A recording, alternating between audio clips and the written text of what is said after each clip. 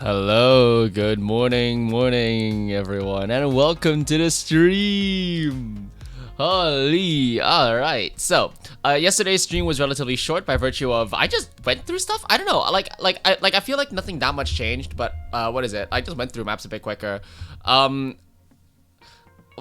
didn't feel like I skipped any of them. Like it didn't feel like I dismissed anyone. It felt like everyone sent in like maps that had like pretty solid things to say. It might simply because what is it? Like I have a natural apprehension to like not repeating points that much. Like I don't want to sound as if I'm a broken record. I don't want to sound as if I'm a jukebox that someone paid like £20 to put like the same song 10 times. You know? So, we are missing new mappers. That might be it as well. By the way, haha bang times 2. I'm gonna call you haha. Haha, holy shit, welcome to stream. First time chat and in the queue as well. It's gonna be great to see what kind of map you're bringing to the table. Hell yeah. Not necessarily missing new mappers. What is it? Like both beginner and intermediate mappers would benefit massively from like a longer talk about like what is it, like specific aspects of their maps, like going in detail. That'd be pretty cool. By the way, do you do background PNG reviews? Yeah, absolutely. Why wouldn't I? I've done that before. Basically, if there's any aspect of the map that like you made or like you had a like solid hand in making, I'm pretty interested in that. Like people underestimate that like the value of a map is a huge part in its sense of it's created. Like you're the guy, like you're the motherfucker who put this creation into the existence, right? That process in and of itself is much more interesting than you think it is. All right, it's something that makes more sense as an experienced mapper, but you have no idea how interesting it is to see someone else make something. All right, like you get to see all of the foibles that their brain naturally uses, all of the individual shortcuts and little tidbits. Hell yeah, sweet. Yeah, it's like, what is it, like making 2D art I'm nowhere near as experienced in, so I will give much more surface level like considerations on it, but I'm still gonna give considerations on it. That shit's valuable. Wait, how many people sent in maps? 1, 2, 3, 4, 5, 6, 7, 8, 9, 10, 11. Okay, so theoretically like two, like 1 or 2 more. That'll be okay. Oh, delicious water. I'm gonna get myself more water. Ah, shit, I forgot to eat my medication. I should eat that in a moment. Do not exit stream until your turn. Well, no, you can exit stream. Just be back later. You know, it's like if you're going to the bathroom, it's fine. What is it? I'm not skipping you and it's like, oh no, you left the queue. You're not gonna be able to get in. No, it's like when you come back, we'll do your map next. All right? Like the idea being that like you have to be here for your map review, but as long as, you come back in time for your presentation, then it's okay. Yeah, it's like we're in a class. You can send map if you have. Yeah, haha did send in their map. Bro, new chatter, and they actually got the map in. Like, that's actually crazy. Like, genuinely, well done, well done. Alright, let me get this stuff set up. Alright, and let's begin. Yippee! Alright. The first thing I actually wanted to show off is something relatively small. What is it? So, it's gonna be very strange to start off the stream immediately by, like, shilling someone else. If you're not interested, don't watch. But like this clip is like valuable. What is it? She's a guitarist, and this is what I played in the beginning. It's beautiful. Yippee! Oh my god! Like all of those like Club Penguin 2008 tutorials.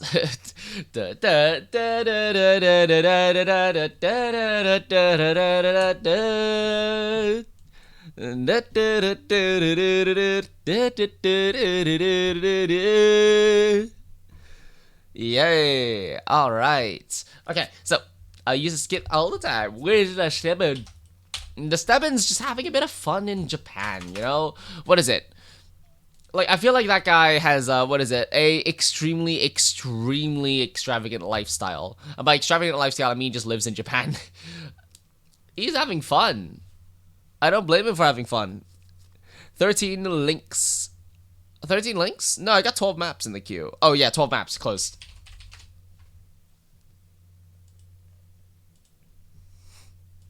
I think 12 is a solid number. I think like before I would like keep the queue open, and then I would like keep racking up maps until like eventually be like, all right, I've streamed for enough. I'm tired now. I'm going to bed now. And it's like, no, having 12 just makes it a little bit better. It means that like I don't feel pressure to go faster to like catch up to people later in the queue. I can just do what I want. Now, is that strictly better for you guys? I don't know, but it makes my mental a bit better, and therefore, you know, hopefully trickles down. You know, trickle down mental. Oh my God! Wait! Remember the like Northern Lion Super Cruise that what is it? Like I like talked about earlier. Well, we have this. This is one of the memes that like got started immediately for the Super 9 Northern Lion Super Cruise, like the cruise that was the streamer cruise, which was people going, I got pregnant on the Northern Lion Super Cruise. So yeah, people are making so someone designed a really good looking t-shirt. Like, holy shit, this t-shirt is beautiful. Like, it's a really good t-shirt. Oh my God, it's actually really pretty. Holy shit.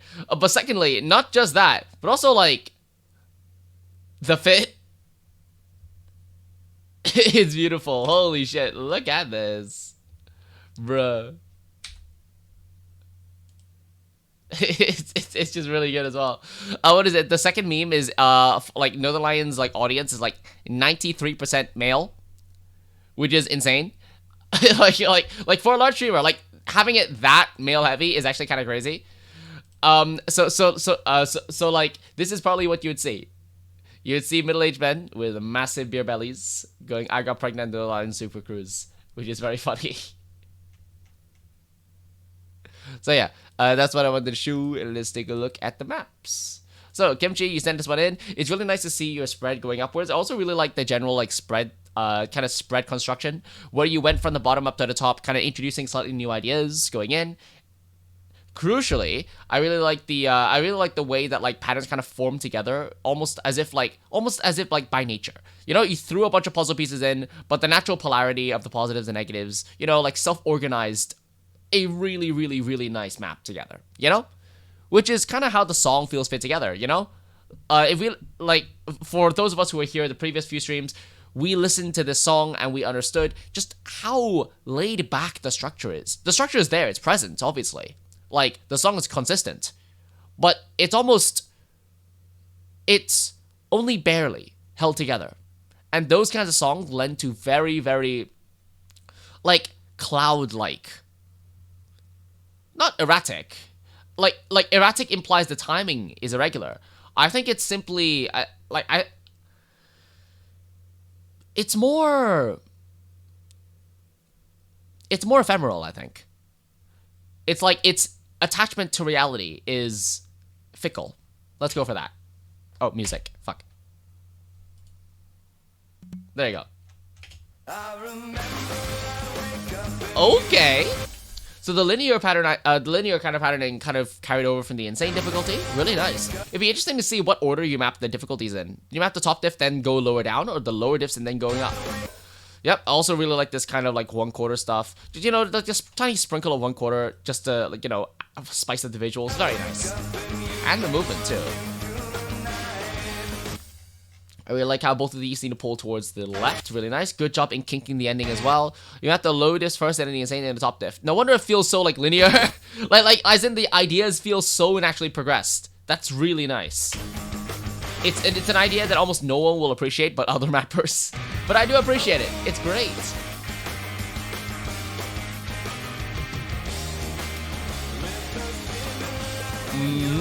Good use of the playfield. Centers this lovely Christmas tree pattern in the middle almost. Like you see the kind of like pyramid kind of like playfield silhouette that it builds.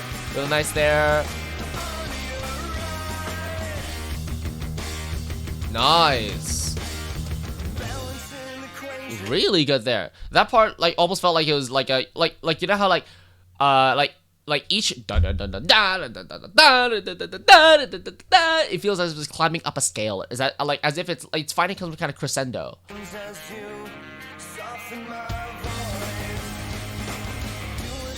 Really good 1/4 there, by the way.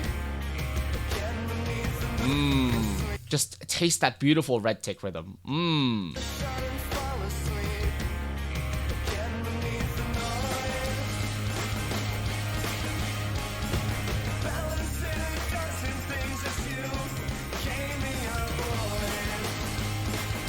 Oh. Yes, because at this point, a player should be able to recognize the rhythm.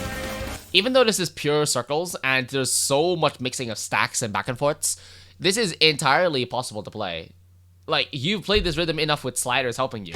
You should be able to hit this now.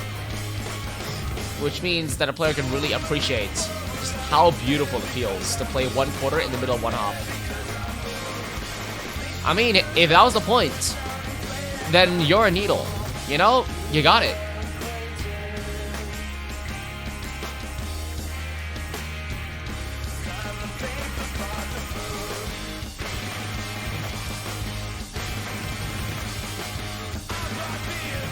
Good burst.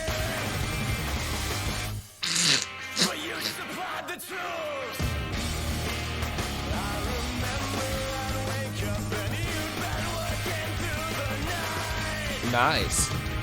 Interesting how the, what is it? Like, the large V patterns are now going, like, biasing towards the left. I'm assuming the next one's gonna bias towards the right.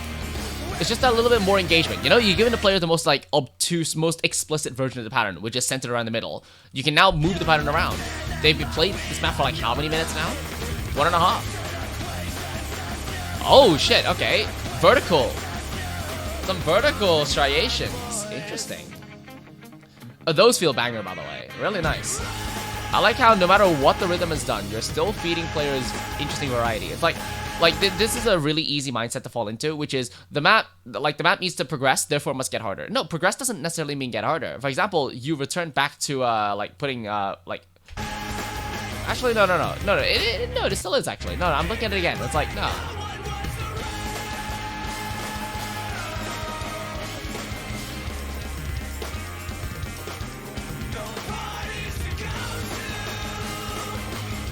Yep, because over here we have this being 1/4, whereas the 4/5 afterwards being 1/2. We have this beautiful kind of contrast. Because here's the thing. When you're actually playing an instrument, the difference between a 1/4 and a 1/2 in the terms of the movement itself is functionally the same. Like, you're moving the finger. Like that, right? The difference here is, well, you want to make the person feel that too, right? The spacing. Spacing gains much more importance when that is a constant variable. You know, it's like what is it? Like independent, dependent control variables. You gotta have that control variable. And in this case, the control variable allows for the kind of poignancy of the rhythm to come through. If that is the stationary value, this like the kind of thing that everything orbits around, then you're able to make the pattern much more intelligible kind of in a flash. There's so little effort you need to put in, as long as there's one kind of stationary point. A point in a tautological sense, not a topological sense. And you'd be perfect. Oh, look at these wobbles.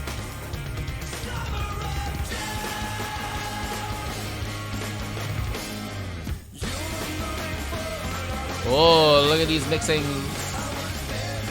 The movements. Oh. We're moving over here. Look at this.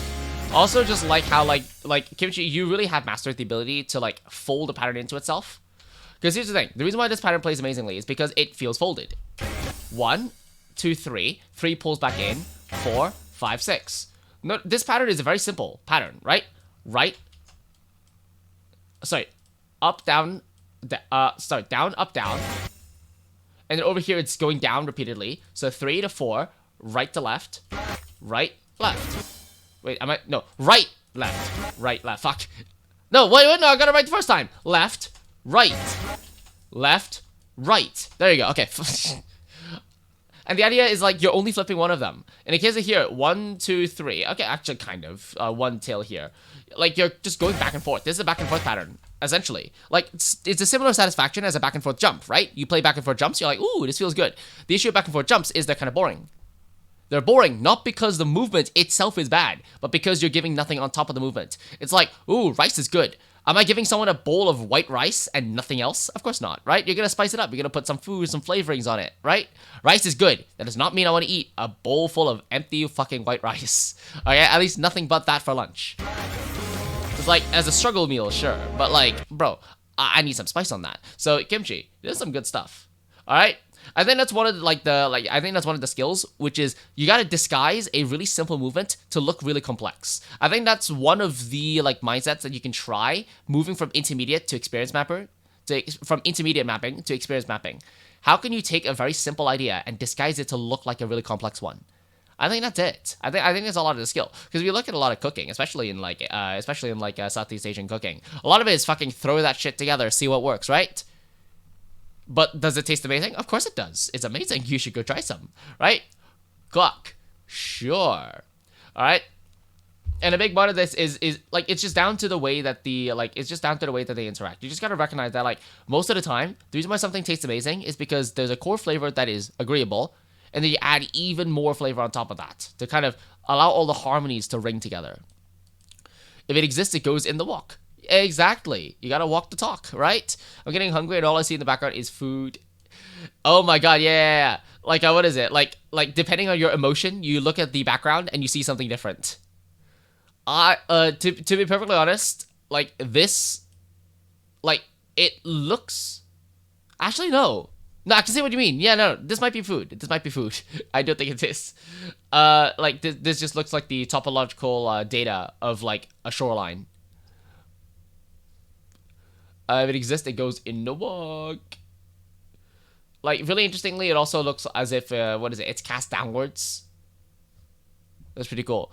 The background is a wall with paint peeled off. Gotcha. That would make sense, because this is the surface of the wall, so the surface is blue, and then you see all the individual layers of paint, like, further down. And that also explains the reason why it chips over here. Paint. It's a really, really cool idea for a background, to be perfectly honest. Like, like, props to the album cover artist, who thought of this really cool idea. That's crazy. I wonder if there's an application that we can like do that or something with, because that's good shit. So yeah, kimchi. In terms of feedback, again, it's like a little bit difficult because every single time you pull out a new idea and like, ooh, you do something cool with it. You've also like not fallen into the common trap of mapping these kinds of songs like these kind of vibe heavy songs with just vibes. Like you gave your own structure to back it up. As you recognize that gameplay is still something you need to prioritize as a mapper. It's not a single unless you're literally mapping like something like Centipede.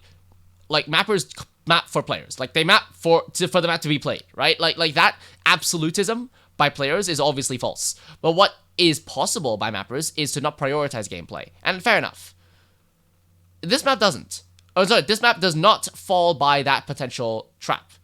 It definitely considers gameplay, and a huge part of it is down to just it doesn't get boring throughout the entire way. The vibe is established, and you're continually pulling a player into new ideas. Maybe by here the ideas aren't strictly new, but you're still giving new faces of the same ideas. It's very nice. Valkyria, we gotta be like Apple and add a lot of production value to our very simple maps. Got it. To be honest, yeah, kinda. Like, why do you think Apple's getting away with it, right? If you just make like slop, it's slop. No one's gonna buy your slop because it looks exactly the same to the person next to you's, right? Like, in a certain sense, you gotta learn the basics of seasoning. Like, you can make slop taste really good. You just need to add a tiny bit of extra flavoring, a tiny bit of spice. Yeah. So yeah. Let's now take a look at the next map. But slop with colorful sprinkles though. Yeah, exactly. That's all you need. Loki bought an iPhone because the animations are fire, so I guess yeah. Because here's the thing, like people forget that what is it? I'm gonna steal this bit from Northern Lion, but what is it?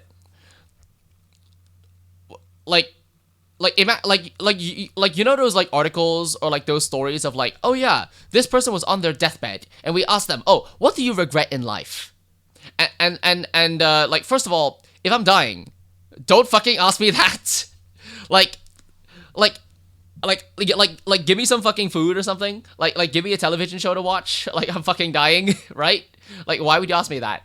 But secondly, like, they keep talking about like stuff like, I should have taken that chance. I should have taken that like big chance, you know? Like, they always look at the big things in life when that's like, how many big things happen in your life, right? Maybe like 2 or 3 things. Like, I'm making a massive assumption that you're like relatively well off, but like, That's not what most of life is. Most of life is the day-to-day. It's the interactions that you have. It's the little points of humanity that exists around you, right?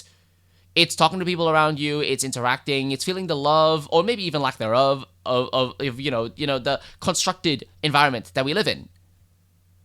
Like the wall that you are looking at right now. If you just turn your head slightly, look behind your screen, and look at the walls around you, every single aspect of it was designed, right? If you learn the language of structural engineering, of civil engineering, you'll realize just how much love was put into how everything's put together. Oh, right. Manually pinned. There you go. That's the key order. Like, it is one of those things where it's just like, you just have to appreciate the love that's in everything. So much of the world around us has this deep love to it. It's crazy. So, okay. What next then? Well, think about it with mapping. All right? Like, when there's love put into something, it's obvious. Okay, it's really obvious to mappers, and it's intuitively obvious to players. That's fine, bro. Badge. Who's shaming you for not? You are still here on time. You still got your map in. It's fine. It's okay.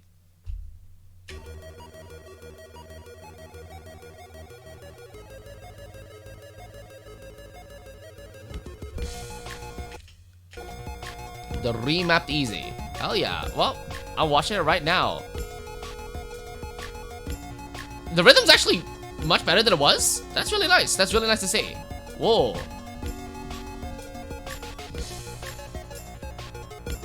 Yep. Much more clear delineations of like certain rhythms to different like parts of the song. Good. Like, players love reverse sliders. Like, this is a really strange thing. But, like, you don't realize how much reverse sliders, like, improve a map until you add some. And this is even more true for low diffs.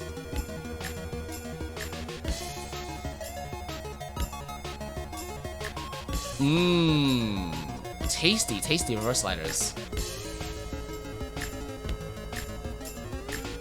Yeah, okay. No, Illumi Cakes. Bro. This is so much more improved. It's really nice. You hate reverse sliders with a passion? Okay, fine. Okay, like, is this one of those moments where it's like there's this kind of like flavor, like cilantro almost? Okay. Well, I like reverse sliders. I think you should add more of them. Yeah. Yeah, like, what is it? I was about to comment that like there's almost no offbeat rhythm in the song, like no red beat stuff. But also, what can you do? The song is nothing but white tick stuff. Like, the song is just white tick rhythms. Really good. This is a really good attempt at making some unique rhythm for a unique part of the song. That's really good. Really, really good there. Thank you for using gaps in rhythm to their fullest importance. We also managed to make patterns that look quite nice. I think a lot of the map still struggles with, like, not having, like, full pattern clarity. But the fact that you have patterns at all puts you way above, like, the median easy diff.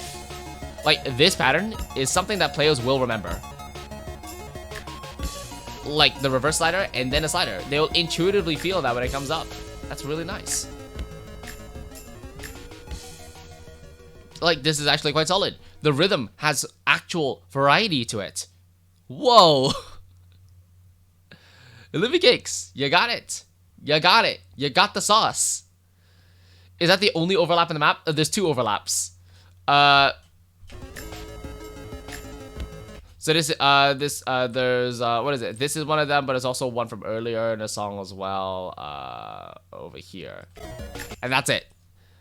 There's also nothing there. Can you stall me? I'm fixing timing. Okay. It's like there's a couple overlaps in the map. There's not a huge amount, and in fairness, this kind of overlapping is fine.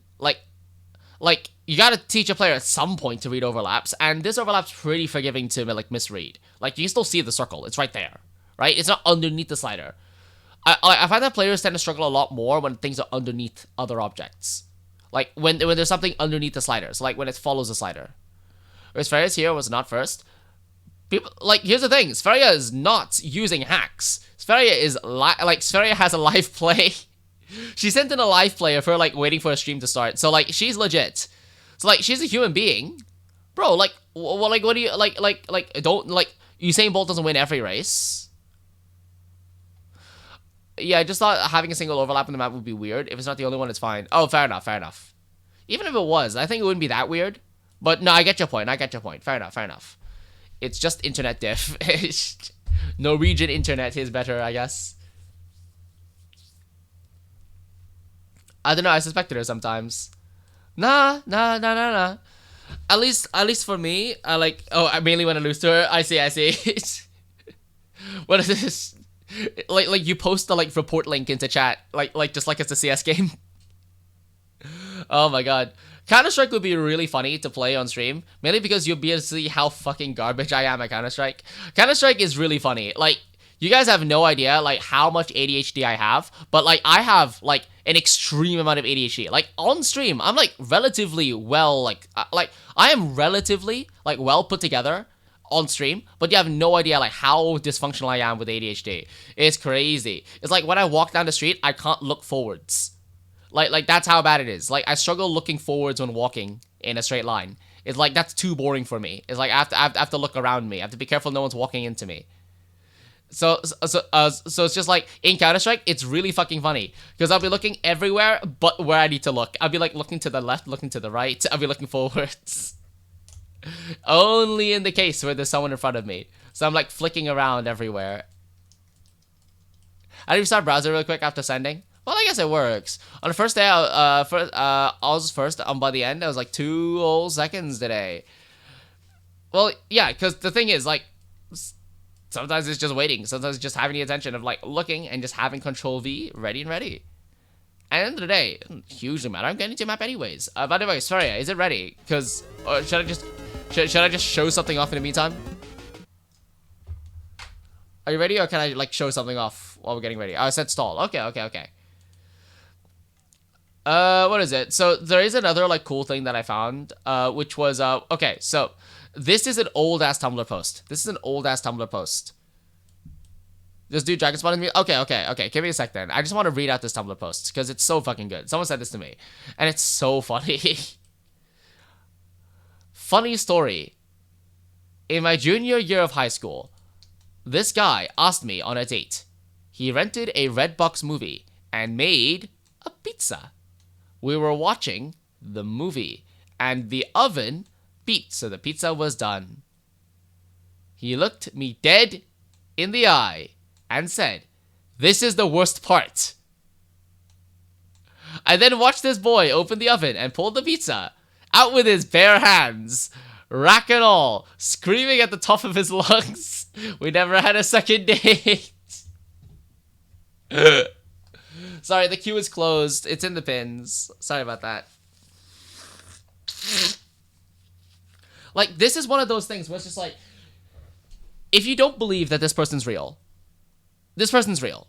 By virtue of, like, you see the dumbest motherfuckers on the planet, like, rocking into university first year. Like, let me phrase it for you. If you're below the age of 18, do not, I will ban your message. Alright, but secondly, if you don't realize how dumb you are until you look at other 18-year-olds, and the mature thing to do is not to look at other 18-year-olds and be like, they're dumb, I'm so much smarter than them. No. As a mature human being, you look at another human being and go, wow, am I that stupid in other ways? When you look at someone else being dumb, that is a sign that, like, maybe, do I do that? That's the thing to do. The message was like 20 minutes ago. Yeah, but I pinned it. Oh, super dudes, you're in the queue. You're fine. What the chances this guy just wanted to be funny? Have I told you this story before? One of my friends, and by the way, what if you're the dumb? That's the thing. We're all dumb in different ways. That's why society works. All right, we gotta look out for one another because we're all dumb in our own unique, beautiful ways. All right. The only time dumb is, like, problematic is when you refuse to learn anything, alright? This is one of the weird things of, like, if you refuse to believe you're dumb, that's the problem. That makes you actually dumb, alright? You have to accept that you're a little dumb. You call it dumb, I call it overfarming. Okay, this specific guy is funny.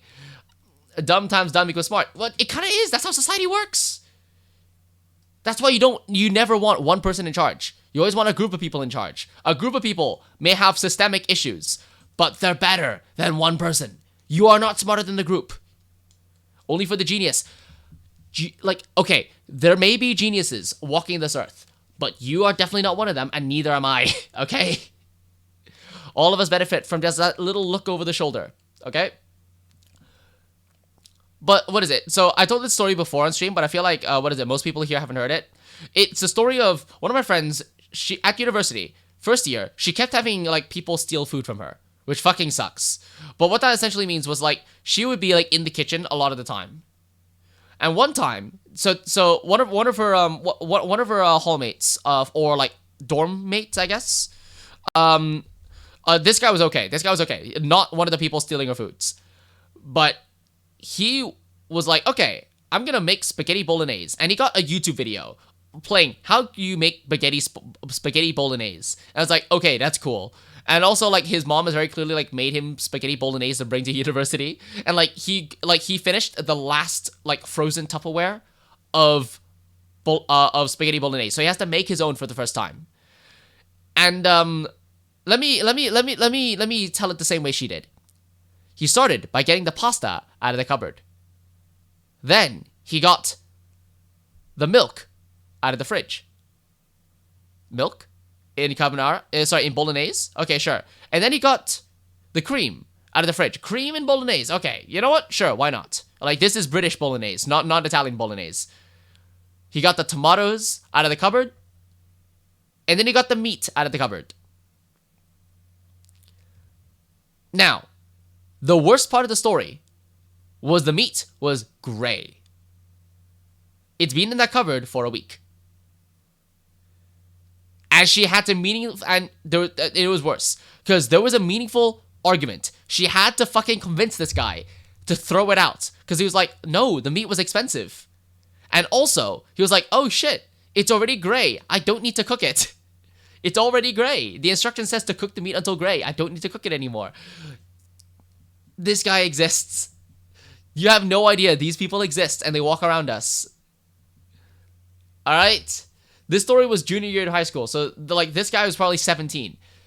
This guy, I shit you not, was probably real. These people exist. I made the same mistake more times than me, and I learned the lesson better. Infinite learning scaling.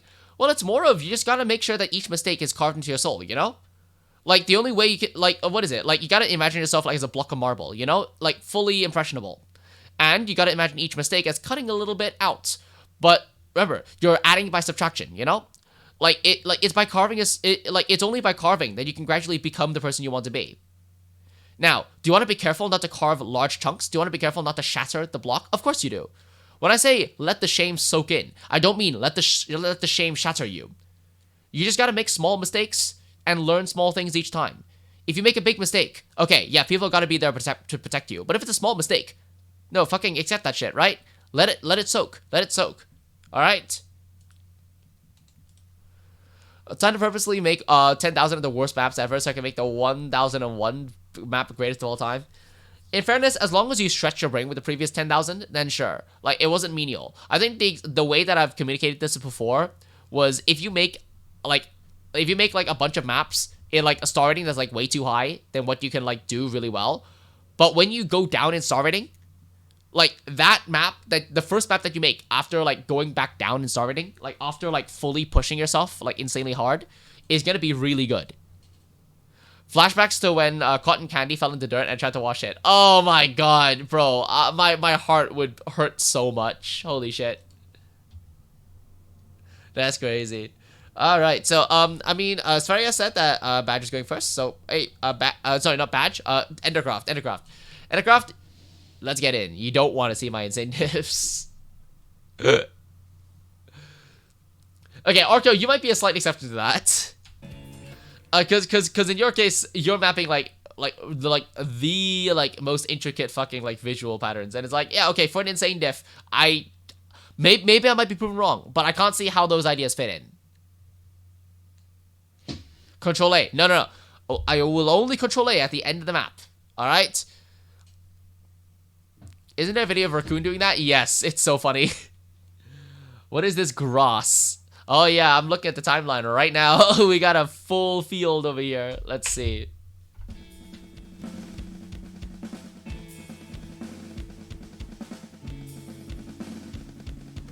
Okay. Okay, there's definitely some playfield shenanigans going over. Yeah, it's like, you don't need to tell me there's playfield shenanigans. I can see them. The middle of the playfield's being avoided at the moment. Or maybe it's for a concept.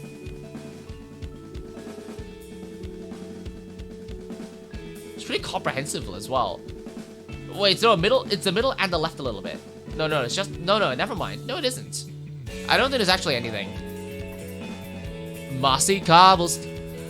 Mossy cobblestone. Like how, like, what was the Minecraft parody that had, like, mossy cobblestone? Mossy cobblestone. Oh, yeah, no, it was, how do I craft this again? Whoa, oh, how do I craft this again? Whoa, oh, I'm all alone, asking, how do I craft this again? Because it was like, oh, like, hold on, let me pull up the lyrics right now. Like, give me a second. This shit slaps. Yeah, how do I map this again? Bro, we gotta do that parody. We gotta do, like, the, fuck, okay. Oh, no. Ah, no, that's gonna suck. I had, like, the brainworm. I'm pretty sure you guys had the brainworm first, and you spread it to me. But now that I have it in my head, I'm like, oh, God, that's gonna suck. Like, instead of Minecraft parodies, Osu parodies. They would suck, right? They would fucking suck. Like, Osu parodies of songs would sound fucking disgusting. Wait, Charlie, what did you send here? Lamau.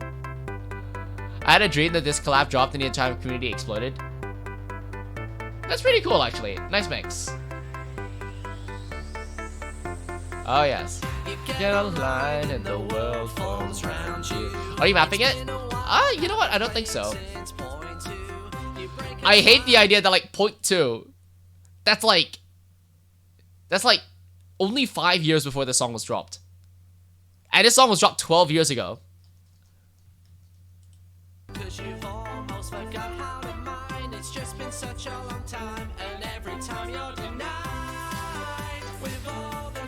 I mean, 5 years is long. Yeah, but like the song is 12 years old.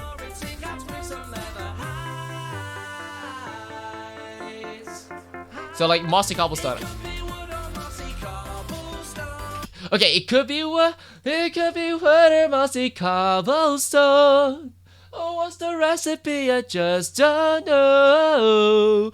I'm alone, asking, how do I craft this again? Oh,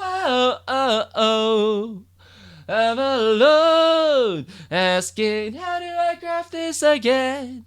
And it's so sad that, like, oh no, kids aren't gonna have this feeling. We have recipe books now. That's so sad.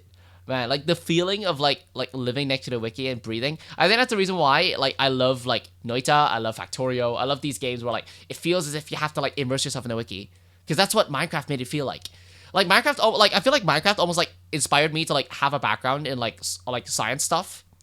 Because it's, like, there was something fascinating about, like, the world being so inscrutable, and yet each wiki page makes perfect sense. Like, each individual fact was perfectly understandable, and yet the entire world was so large and so hard to understand that, like, it felt impossible. And yet, somehow, you chipped away, slowly and slowly. Okay, but do you know how to craft a lodestone? Of course not. I have a feeling that the people that still listen to this definitely made a video essay about this and are in the mid-20s. He is so real. Good saying, my master. Thank you. What the fuck are they craftable? They're craftable? The people were really against it and mad when it came out. By the way, I remember. They were? I loved it. Case in point, what this? Love me some wax lightly withered copper stair. So real.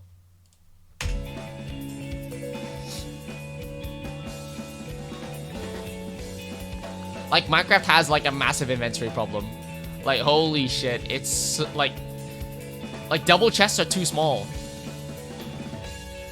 Like, what is it? I think the best part of this that I, like, discovered was, like, what is it? Like, have any of you guys heard of Vintage Craft? Because I played it quite a bit. I was like, it's really nice. It's not the kind of game that I really enjoy, but I love playing it. Complaining they were making the game too easy back when it happened. Oh, the recipe book. Gotcha. I mean, I get it, but it just loses some of the charm, I think.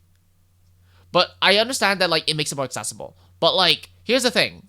Here's the thing about that, or about, like, making more accessible. You know what I mean?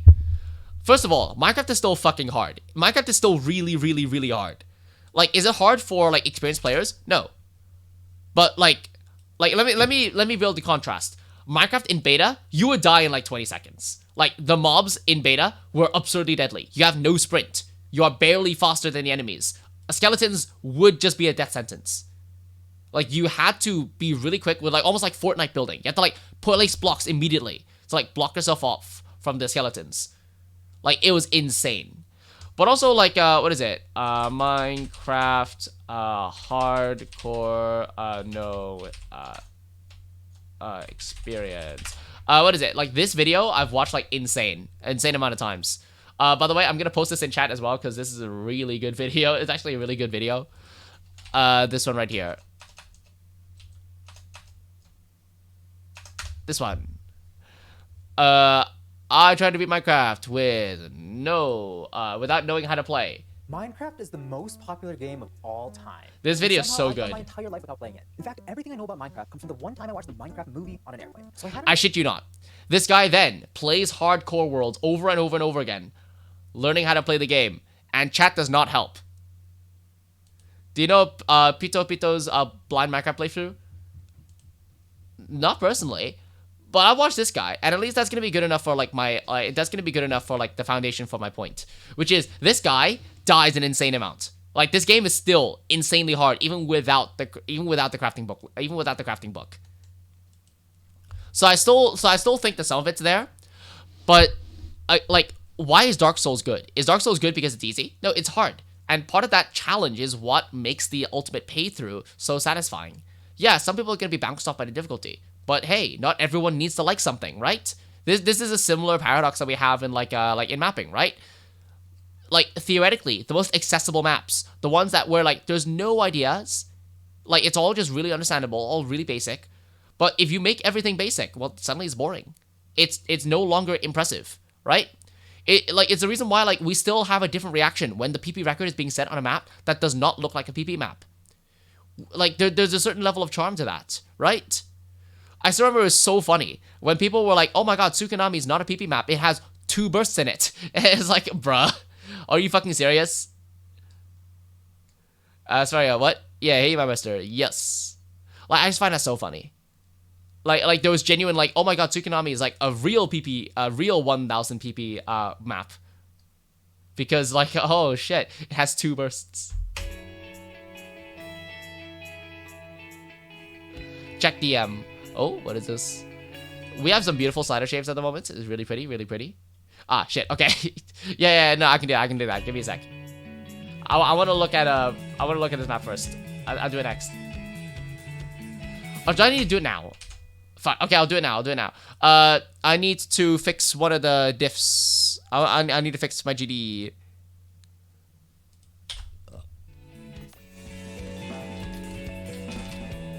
Alright, so be right back. I'm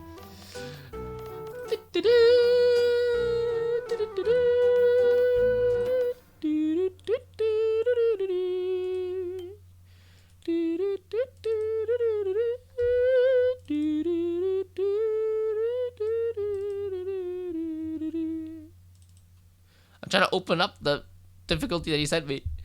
I need to figure out the nether portal. It's so funny.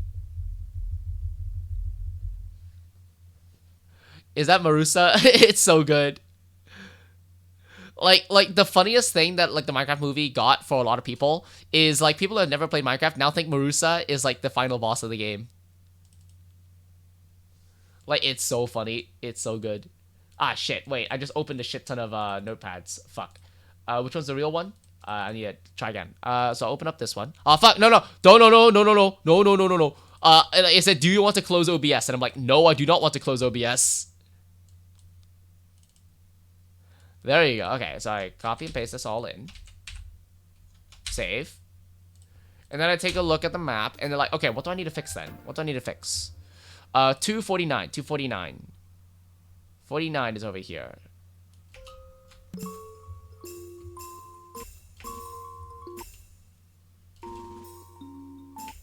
So like just the final slider. Oh, I see. Because of the BPM change, right? Yeah, okay. So I just need to double the speed. I need to double the speed.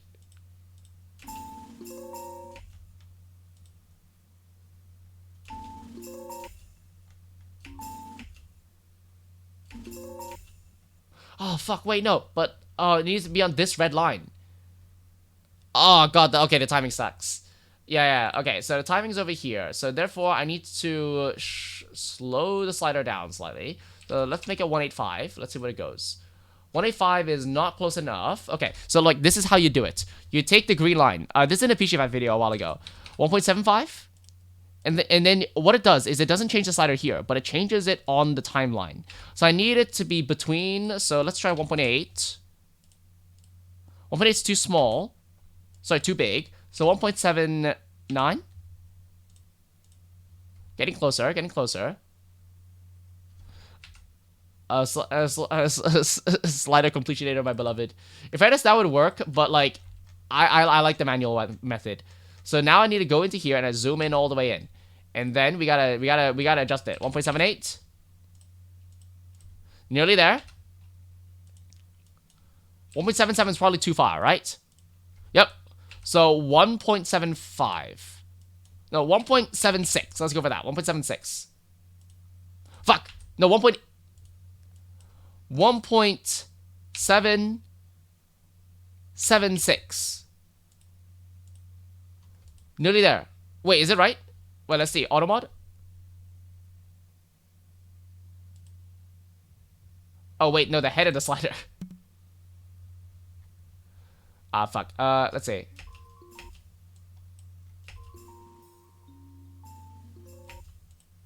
Yep, that's fine. Ah, fuck, the tail still not snapped. Fuck me. Okay, where is it? But like I'm close, right? So the timing is 289. So the timing is 289. 289 and it's 288. Are you fucking serious? It's 288 right now?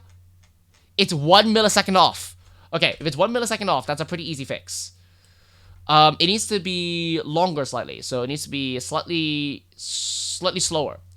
So 1.775. It's snapped now, right? Yep, just the final object. Epic. Okay, sweet.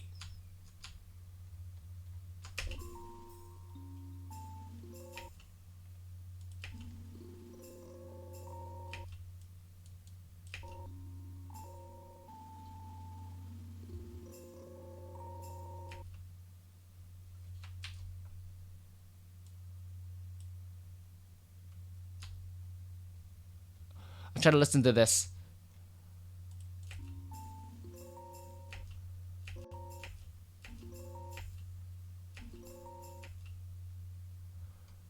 Let's try this. There you go. Perfect. Just unsnap the circle forehead. Yes, so real. Oh my god. Did you intentionally move the previous slider? Yes. Because I wanted to move it so that it was actually on the, like, white tick. Who have they snap in the circle? Keep the PG useful. What do you mean? Not laser unstable. Yep.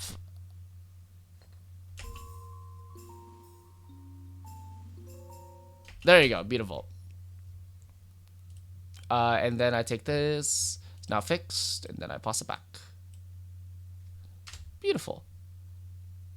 Poggeries. All right, let's take a look at... I was about to say next map. Oh, no, I haven't looked at your... I haven't finished looking at your map yet. Let's finish it. Wait, each diff is a different... Okay, that's so fucking pretty. You have no idea how happy this makes me. Holy shit. Bro. That's a banger idea. That's banger. Holy shit.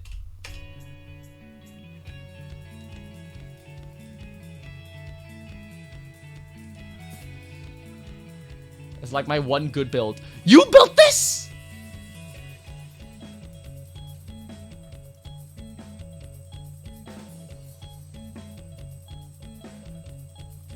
I get all the mileage out of it. Yeah, exactly.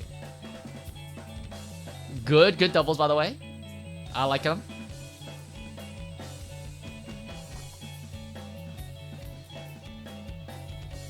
It's crazy how, like, technical the movement is. Well done. Whoa. Like, genuinely, a huge variety of movement is being used here. All those are his Minecraft builds? Wait, I didn't know that. Holy shit, wait, what? Bro, okay, I didn't know that. That was crazy. How did you guys never told me? That's crazy. They're already pretty.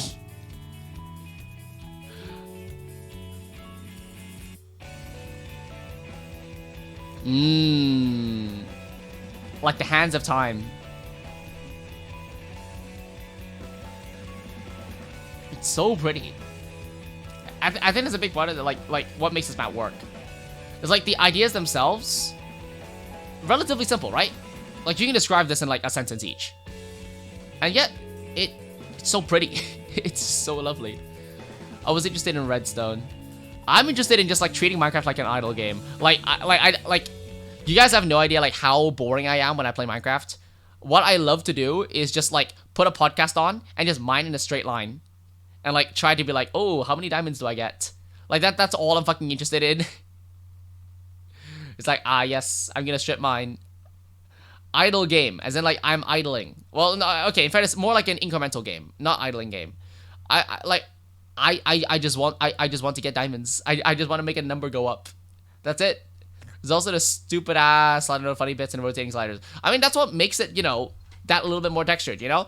When you're doing an idea, you'd be surprised that, like, if you do the idea hard enough, even the tiniest distance away, like, you know, like the Hamming distance, like when you're doing encryption, like, it's kind of like that. It's like when your idea is this blatant and this obvious, even something like this doesn't ruin it. Oh, for fuck's sake. What does that say? 5M10.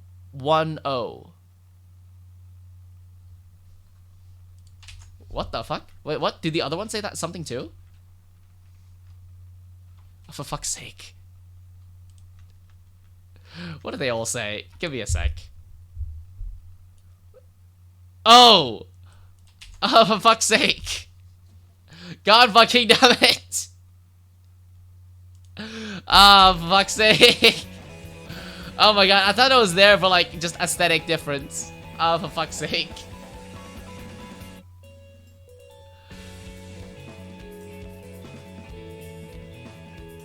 Oh, god damn it. God fucking damn it. Ah. There's quite a lot of them. What do you mean it's quite a lot of them? Do I need to highlight every fucking slider?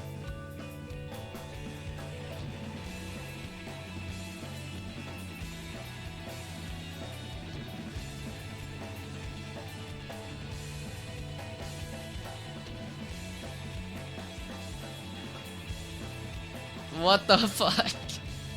That ain't fair. That's so stupid.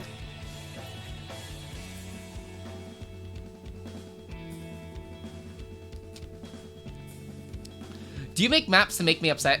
Like, is that what's going on here? It's so good. Ah, yes. It almost feels like you're spacing out a triple, even though this is functionally a burst. Like, this is like despite what the timeline says. This is a quint. This is a quint. You're playing this like a quint, right? And yet, because of the way it's staggered, it almost feels like this is a blue tick triple, you know? Which, you know, is kind of how the song makes it feel like, right? The middle sounds are louder. So make this feel like a triple. Which you do a lot. And now I just need to collect enough funny images to put in them. Almost everything is unsnapped. But yeah, no fucking shit. I'm looking at everything, and everything is just like timed to itself. It's all red lines. It's all red lines. Ah! Beautiful map. Okay, so I predicted there's no actual like control A. Yeah, there's no actual control A. Like, I thought there was in the beginning, but then it really went away. Is this timing hell? There's a lot of timing hells out there, you know? This is one of them. This is definitely one of them. Definitely one of them. Alright. By the way, roll. Like send peak Yuri. All right. Like what is it? If you just send me like all the Yuris, like I can do that. I can just search up Yuri on my I can just search up Yuri on my Google Images. All right. I can search up Yuri on Dynasty. All right. I want some like high quality curated Yuri. All right. I want Yuri that has a 50% chance of making me go holy shit and question mark. You know, like that's peak. All right. Like I want Yuri that challenges both my perception of Yuri and also my opinion of Yuri. All right, which is not that rare to find. There's a lot of it out there. Dante's 9 levels of hell. Oh yes, the 9 levels of timing. Yo, chat. Oh, I'm bracing myself. Charlie, what are you about to say? Rate my low cortisol gaming. You know what? That's pretty good. I have no idea what this is from, but it looks really pretty. Oh, there's an anime girl there. Okay. No, I was about to be like, oh shit, the horse. But no, there's an anime girl there. Why is she robbing? She robbing the horse. That's what she's doing. Roxy Magadwa. EN decraft my goat sex. I have no idea what you mean. Can't tell if it's Genshin or Honkai Star Rail. It looks more like Genshin. It looks less like sci-fi. With Robin from Honkai Star Rail. Oh, I see. Oh, okay. I think I know who Robin is. I played the first like 10 minutes of Honkai Star Rail, so I think I know who Robin is. She's like the hacker person, right? Let's see. Wait, Ender. Wait, what? This guy is the Ender to my 13 my badge, to my badge. Sigh. Yes, Roxy. I'm at more low-key, cocky you me seeing. Wanna see? Alright, be seeing. Maxing. Oh, I see. Okay. Okay, please stay to Osu and VTubing, my Master 107. What do you mean? You never touch gacha again. I'm not a fan of gacha in the first place. What do you want me to do? I don't know what to tell you about that. Alright, like the kind of gambling that I like is gambling with my spare time. I don't like gambling, like gambling with money is really fun, but also not that fun at all. Like, what is it? Like, if you take me to a casino, I will be pogging the fuck off. But also, like, I'll be going to the casino with the full expectation I'm gonna lose my money. It's like, I'm gonna walk up being like, "Ah!" But like, but like, it's like, it's okay if I lose all my money. It's okay. Also, like, holy shit, like, guys. I've been going to the gym. And like, you guys have no idea. Like, I'm building boobs. It's really cool. I'm being like so like what is it?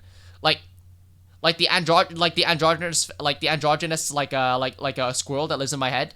Like they're going like, oh, you gotta do your incline bench presses. Oh, why? Oh, to build tits. That's exactly why. It's like you gotta build the pecs. Alright? And like there's something great about that. Like I'm recommending every single person in this chat. Like male or female. You have no idea, but like boobs are like gender affirming. Like for both men and women, you know? Like for all varieties. Like you probably want boobs. They're great. Alright? Like I highly recommend them. It's really nice. You should go to the gym right now. You should start building. Most normal context my master sound. What the fuck? Wait, what is this? Wait, what noise did I even make? What is this? It's like I'm gonna walk up and be like, "Ah!" But like I'm like what the fuck? Wait, it sounds like that. Oh shit. Okay. What the fuck is that noise? I made that noise. What the fuck? Okay, that's crazy. But like genuinely, you should have boobs. You should have boobs. All right. It is so nice. All right. It sounds like I'm playing with my Beyblades. Why are you asking us? You made the sound. What the fuck? I don't make sounds like that. That's not me. An IQ too high. Kuro.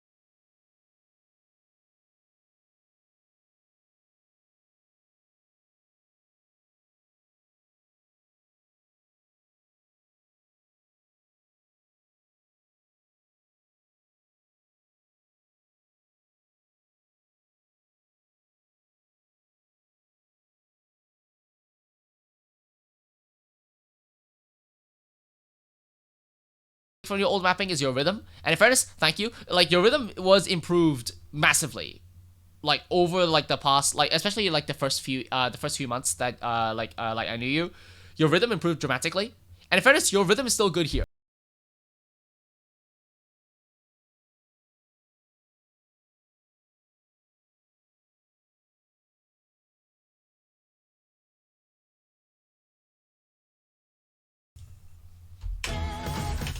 Oh, now waiting for the tit cam from Mind.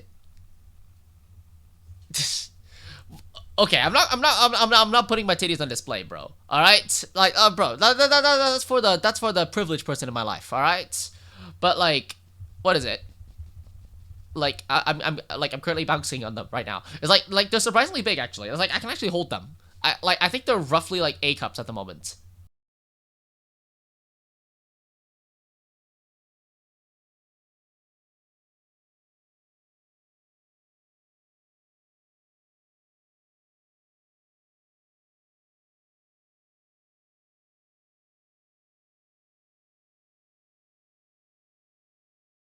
Well, like, what do you want me to say? As if like I'm shaming myself, bro? No, you gotta have that like body positivity. All right.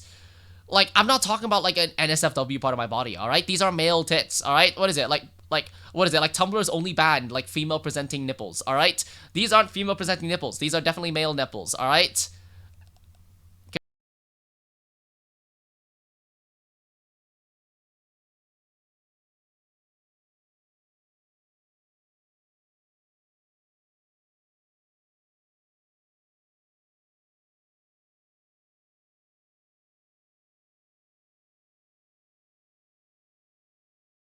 Cheeky ass 1/3.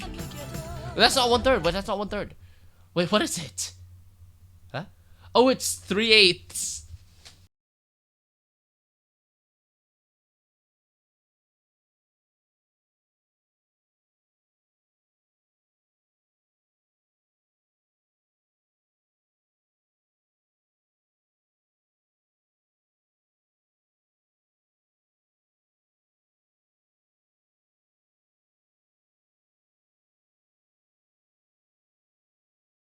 It feels as if like, because this is not strictly your old style, but it is still the way that you used to map. Your old style. A style is a weird thing to identify because style is a generality. It is taking the weighted rolling average of your mapping.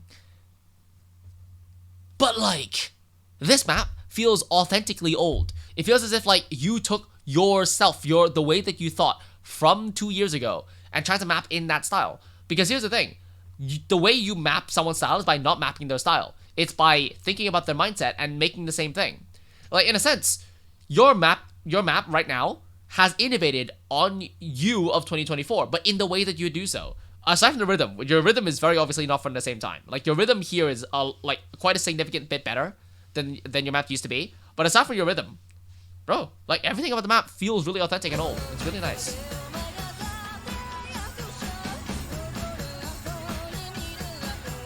Petition to rename mapping style to mapping smell. I can smell you.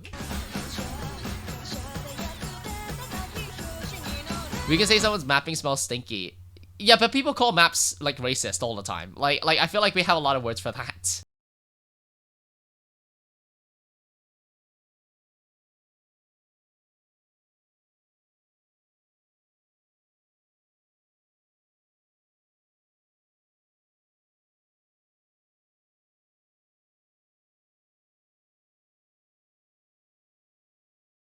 Good stream there, by the way. This is good. This is really tasty. Holy.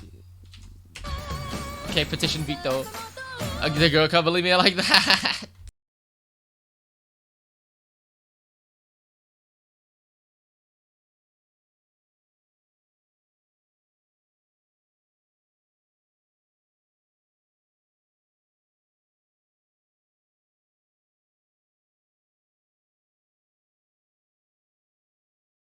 Like you use 1/2 like a 1/1 jump, really good.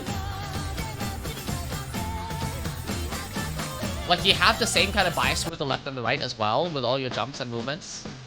You ironically like this more than your more recent stuff. Well, hey, I prefer various other stuff. Like here's the thing, like preference, absolutely. I prefer like the more conceptual stuff, but hey, it's all good. It's all great. So like, here's the thing. Preference is one of those weird things that like as a mapper you have to be more conscious of. It's like my preference and whether a map is great or not are two divergent questions. Remember, the question of whether a map is great is if you were to like it, how much would you like it? But preferences, that's really personal. That's a much personal question. Like my preference as a player is much tighter than as a mapper. Like it's weird. Like a lot of like mappers go like, oh, learning how to map ruined my experience of like maps. Oh, I can no longer enjoy these maps. And I'm like, bro, I get bored as a player so much faster. Like maps, I can be like, oh wow, this map has a lot of love in it. I can play it for the love. But I'm like, as a player, I'm like, but my fingers are so bored. Like that's fucking normal, right? Right? I feel like it's a skill issue. If like you're a mapper and you're like, oh, but I don't find it fun to play the game anymore. Oh no. It's like I get not wanting to play the game anymore, but that has nothing to do with like you learning how to map. That's just you're correlating you being bored of the game and you learning mapping. All right? Those there's a confounding variable. All right? They're not correlated. At least like sorry, they're not causally related. All right? But yeah, sorry, yeah, banger. Good stuff. Like, in fairness, the messiness is obviously there. Like, the messiness of the patterns kind of bleed into the visuals, bleed into the visuals and the rhythms as well. But, like, for pretty consistent vision as well, I think in one of the parts, you were a little bit too lean towards the left. I think it aimed a bit too much to the left. Like, all your patterns face towards the left, I think, in this part. Which, no, not this part. Where? Was it here or something? In one of the parts, I think all the patterns were, like, aimed towards the left. I think it was this part. Which meant it felt a little bit too, it felt a little bit too synthetic. Like, you went a little bit too much on autopilot there. But, like, aside from that, like, everything else on the map was pretty solid. Like, there's nothing that I can poke at that, like, makes the map collapse. What is that? I fully understand what you're going for with this one, which is an older style, and your older style was really authentic, really, like, faithfully recreated, which is great. It also doesn't feel like a boring recreation of an old map. It doesn't feel like you just took your, like, you took your previous maps, blended them together, and then made something. It didn't feel like that.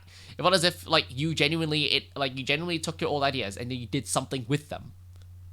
Which is great. Generally what happens is you're already getting bored of the game, which will prompt you to get into mapping. Yeah, exactly. And I feel like that's the actual reasoning. You're like, mapping kind of re-inflates my love a little bit. Of mapping. Of maps, right? And if I have a love for maps, well, I'm gonna be able to play more maps, right? Like, it's always been that way. And I've always been a little bit confused by, like, because it was bad to begin with. Bad maps are bad to begin with. You just lack the language to describe why they're bad. And knowing why they're bad doesn't change the fact. It doesn't change my experience of the bad map. It's still bad. Right? It's just now, instead of, like, playing a bad map and going, why do I feel so bored? I can play a bad map and go, oh, I know why I'm bored. Like well before I play the rest of the map. Like, I can be, like, 5 seconds in. Yeah, let me just not play this anymore. Yeah, for fun fact, my old like, 2024 and early 2025 mapping style was a lot of curve differences for emphasis instead of shapes. Oh, yeah. Yeah, no, I really saw that. What is it? Especially, what is it? Like, in your, like, 3 slider combo over here. Like, it is pretty clear that you're using curvature quite explicitly. And, like, the ways that your movements also, like, lean into the curves is also quite nice. Like, all your jumps don't, like, when a jump goes into a slider like this, you always have it at a glancing angle, which allows you to feel the curve much more explicitly. It's like, if it was like this, you would be convinced not to play the curve at all. Like, you don't even really need to play the curve, right? But when you're coming in at this kind of extreme glance, you're the glanceler, but also you feel that bump. You feel the bump, yeah? Like, you feel it. Alright? It's like checking for testicular cancer. It's good stuff. Alright? Well done, well done. Next up, we got Wafer. No, not Wafer. Braxian. Thanks for showing up to the stream. Get in here. Now, what's actually the diff name? Morning. Yep. What's the diff name? So, Inshininti. That doesn't sound like Japanese. Enjoy the map. It's quite silly.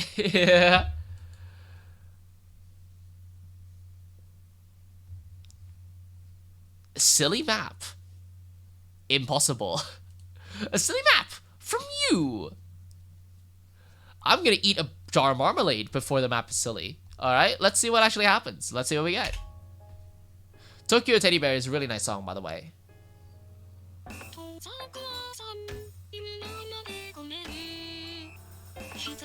This shape always reminds me of like a heart ECT, like cardiogram, you know, like, you know, the beep, beep, beep, beep, like that, like they got a heart monitor that you find in hospitals. It's like a wordplay with the name Shiny instead of Insanity is in Shiny T. For fuck's sake, it's fucking. That's good. That's good. That's good.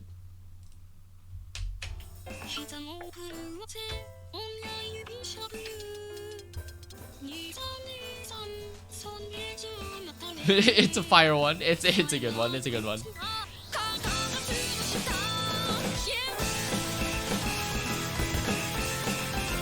What the fuck? Huh? Huh? Okay, I see what you mean by funny. Oh, holy shit.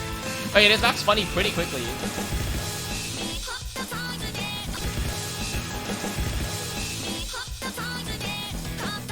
It almost feels mistimed. The hit sounds don't match up with sliders at all.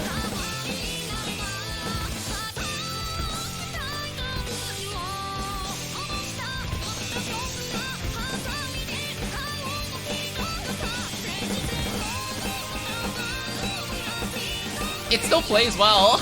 It still plays well. It's just like I really see what you mean by funny. Oh my god, okay. It's like, you know those like old images? Like there was a famous artist who had like her laptop stolen. And what is it? Like the person who sold the laptop like used it themselves, so overwrote the data. But when she like recovered her like old images on the laptop that were like slightly corrupted, but only slightly corrupted. Yeah, we need more normal whistle. Absolutely. Like we need more like goofy ass hit sounds to match the goofy ass map. It's like there's something really. Whose map is this? I'm lagging. This map is Braxians on Wafer Set. I forgot what my point was. What was I saying again? What was my point again? Can someone tell me my point again? I forgot. None of you can tell me what my point is. No. As in, like, what was the thing I was previously saying? Not a single person was listening to the words I was saying, right? so none of you guys can say. God damn it. Alright, back to the map.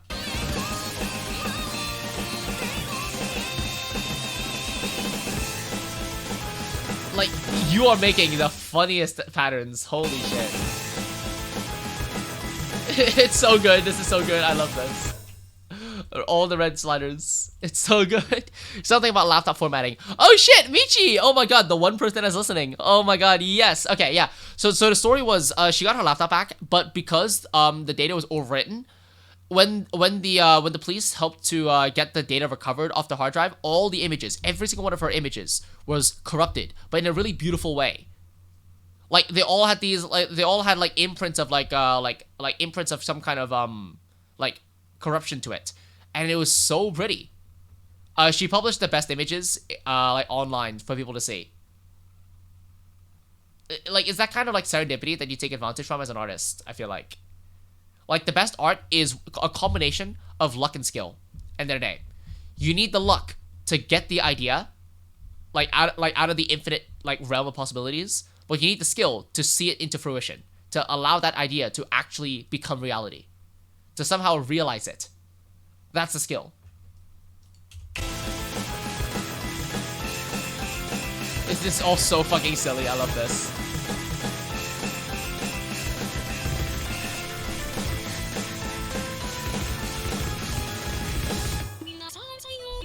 I didn't do more of this, by the way. Like, have sliders like human centipeding together.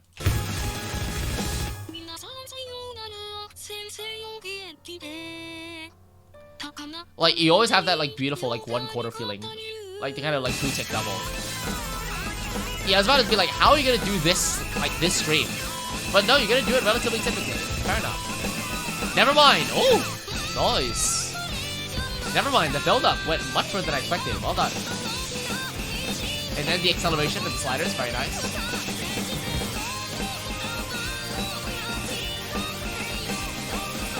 It's like usually other rappers, they would put kinks in their slide. Put kinks in their sliders at the beginning or the end. Your sliders are just kink. But like you know how some people they use like handcuffs whenever they're doing any kind of like role playing like in the bedroom. Like you just have handcuffs. Like it's just the kink. It's like you're not even sexually engaged in this. You just like being handcuffed sometimes. Like that's almost what it feels like. You have just almost like some kind of mundane interaction with like the absurd, which is really funny. Groundhog Day, you always join at the worst time. Why people keep joining whenever I'm used? What can't it possibly be? I'm gonna finish my sentence. Give me a second, right? Like it's just one of those where like your maps have the energy that like you like wearing pink handcuffs all day. Like it's really funny, and it's like not even in like any kind of like NSFW context. More of like it's almost more normal than reality.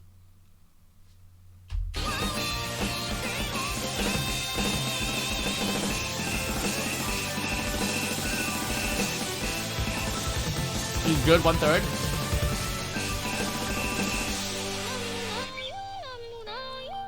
What do you mean? What did I return to? Like, guys, I've given my point, like, cohesively and coherently, alright? At no point was I, like, fucking scattering these thoughts, alright? I look at Natsumi map with dementia, but not in a bad way. Oh, yeah, so real. Oh, actually, I see the Natsumi. Arco. Oh, yes, you connected some brain cells there, actually. Yeah, I see what you mean. This map has Natsumi red energy. I think a big part of this is like your like relatively equal spacing here. Like, what is it? Like doing triples in this kind of like distance snapped way has an energy to it. Wait, real Arco? Yeah, it's real Arco. Big bang? Hell yeah.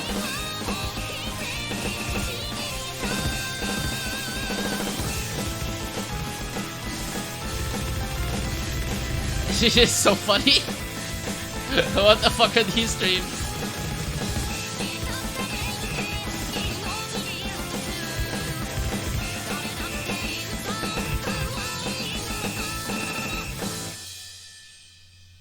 I see what you mean. This map is really silly.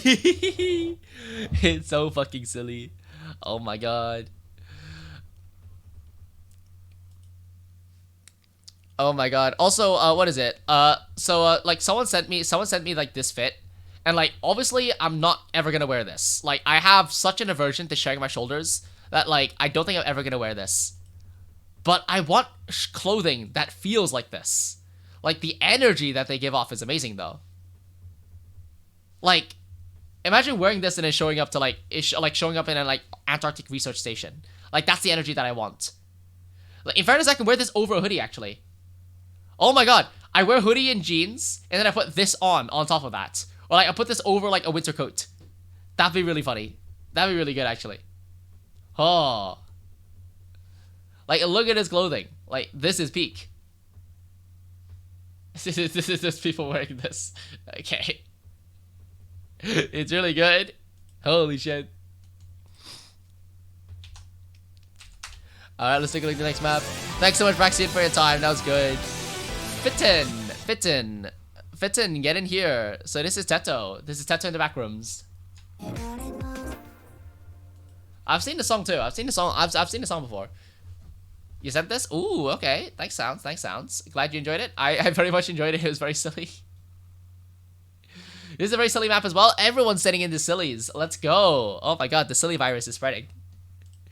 Like, what is it? Like, this is also a really interesting thing. The Teto has a lot of lore. Because Teto, because Teto was, like, it wasn't one thing. Even though obviously Teto is, you know, fucking voice acting now. It's like Teto was actually a character for quite a bit. First of all, canonically, Teto is neither male or female. So, non-binary. Like, canonically. Teto is whatever you want them to be. Most people want it to be female. And in fairness, she's completely fine with that. It's like, but like, all pronouns apply. Like, canonically, it's that. Secondly, canonically, Chimera, and canonically 30 years old. So it's just like, these are all amazing vibes. And it's just really nice to see like Tedo in like more of like a more of her like regular style.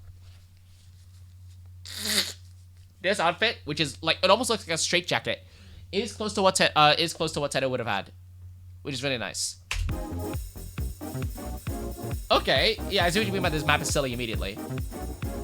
Oh. Okay, really silly. Okay.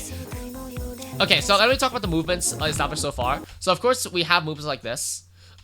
These kind of movements are anti-movements, because let me show you what that means. Anti-movements are when you imply a massive movement that you've intentionally trained a player not to play. In this case, the tail of the slider is being ignored, but twice, which shows the intentionality here. Usually, like, if you place a circle here, a player plays the slider body, stops here, and then hits a circle here. But because it's a double slider, like, this almost has the weird aspect of, like, it delays the tail here, which means the player plays 2 for now. Like, they play the body of 2, almost like delaying and double hitting, you know? It's like you put 2 nails in the same spot, and yet your single hammer can hit both of them in. Which it kind of repeats. It has the same kind of, like, you set up a movement, and then you complete it in one beautiful stumble. I think that's a big part of what this one, like, all the movement actually kind of, like, that word stumble, you know? Like, a fumble. A bumble. So I try to sound, like, interesting there. That didn't work. But over here, we have these lovely sliders. They're almost like chasyu, like frying over here. It's really nice. And then you have this lovely slider, reverse slider, pulling you out of that out of this circular movement, which is really nice. Like, it almost feels like, you know, like you're a boiling pot of water. This feels like a knife cut.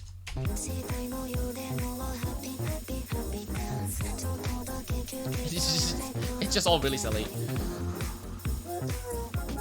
It definitely is using its like sliders effectively though. Like, one big thing that like some mappers don't effectively take advantage of when they're doing like really funny sliders like this is when you do funny sliders like this, it is your responsibility to make those funny sliders really elevate the map. You know, if your flavor is gonna be this silly, you gotta lean into it somehow. This map is entirely silly, which makes it work. And then hexagon? Oh no! Yeah, it's hexagon. Nice, nice. Oh, okay, it is really silly. Okay, that's really good. It's really good. There's also one of those like great examples. The more crazy you make your map, the more explicit like a simple pattern becomes. It's why like back and forth jumps work really well on maps that are absurdly crazy.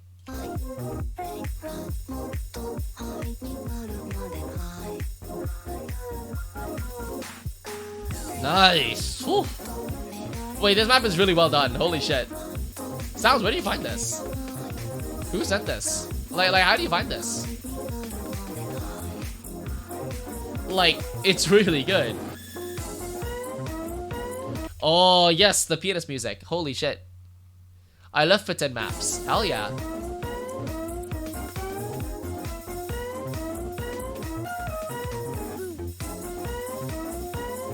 Yep, and very importantly, you give them different varieties of the same idea.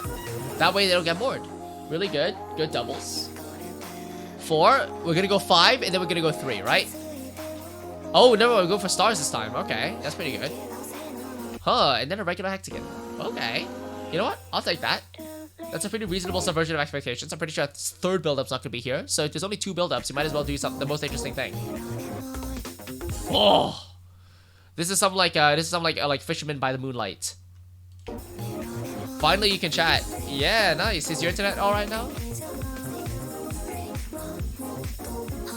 Oh, these reverse sliders are so juicy. I love this part too. It's really nice. Oh, so all the slider heads are right next to one another, and yeah, they're all pulling upwards, which is really nice. It's like the pattern's pulling you backwards as it pulls you up forwards. It's the classic way you make sliders feel good. You gotta imply movement one way and then let them do another thing. You're pulling tension between those 2 movements. Woo! This is the Teto hair drill. Really pretty. This map's really good. Holy shit. Nice. Croissant. Exactly. It's so good. Oh my god. Because the song, because I know the song. Not that well, but I know I've heard it before. The song itself doesn't have that much to work off of. But that's not a problem. Alright? When Putin brings the entire buffet on their behalf. No need for the song to bring the food. The song is there simply as a platform. Alright? And then we have this amazing filling. Oh, so good. I want to watch Cosmic Princess Kaguya again. I've like seen so many clips. I've rewatched it a few times. I want to watch more. I need to rewatch Cosmic Princess Kaguya again. It's so good. There's so much in it. There's so much love in it. Oh my god. Like the final scene as well, I didn't realize. But like, what is it? Like the virtual world that like she's created looks like a pancake on the back of a turtle. It's so good. Holy shit. Alright. I mean, it's a silly energy that I love. And it's really the kind of energy that like I think fully embodies why mapping is so great. Like the ultimate goal of like what is it? Like overlearning language is to be funny, right? Like think about it like this. Jokes. People go like, oh, but if you explain a joke it becomes bad. I'm like, no, motherfucker. A joke is good. If you can if you're on the edge of understanding it. Alright? A joke is boring if you fully understand it, and a joke is not comprehensible if you don't understand it. Alright? It is fertile ground between what is knowable and what is unknowable. You get humor. Alright? And that's why you overlearn language. You have to overlearn it to make these beautiful jokes, to get it to fruition. Alright? Similar mapping. That's the ultimate goal. Like, one of the ultimate goals of experience mapping is to be funny. If that is not your goal, if the product of utter whimsical natures are not on your roadmap, something's not right with your priorities. You're not understanding the why of mapping. You're still trying to learn mapping for just attention, bracket derogatory. You're still trying to learn it in the abstract notion of respect. Oh, if I get really good at mapping, oh, I'm gonna be respected. Oh, I'm gonna be lauded. Oh, I'm gonna have all this attention. Oh, I'm just gonna be so deserved. No, motherfucker, be funny. All right, get mapping, learn to be funny, make other people laugh, make other people feel this kind of warmth that like you've discovered something valuable in pure abstract thought and art. All right, that's what we're here on this planet for. All right, be funny. It's good shit, alright? Alright, you got the rest of your life to figure it out, alright? Humor is something that simmers and builds, alright? So much silly energy. I know, it's so good. Alright, next up, Ji Shichun. Who is this guy? Let's see. Who's that in? This is Haha Bang X. Haha Bang X, are you here? Hell yeah. Bro, welcome. Thanks for sending this in. It'd be interesting to see what kind of map this gets. First of all, hey, you're new to the stream. Anything you want me to do? Like anything about this map that you want me to go into more detail on? Or should I just take a look at it? Like, it's just one of those like, hey, you're new. I really want to give you the best feedback that I can.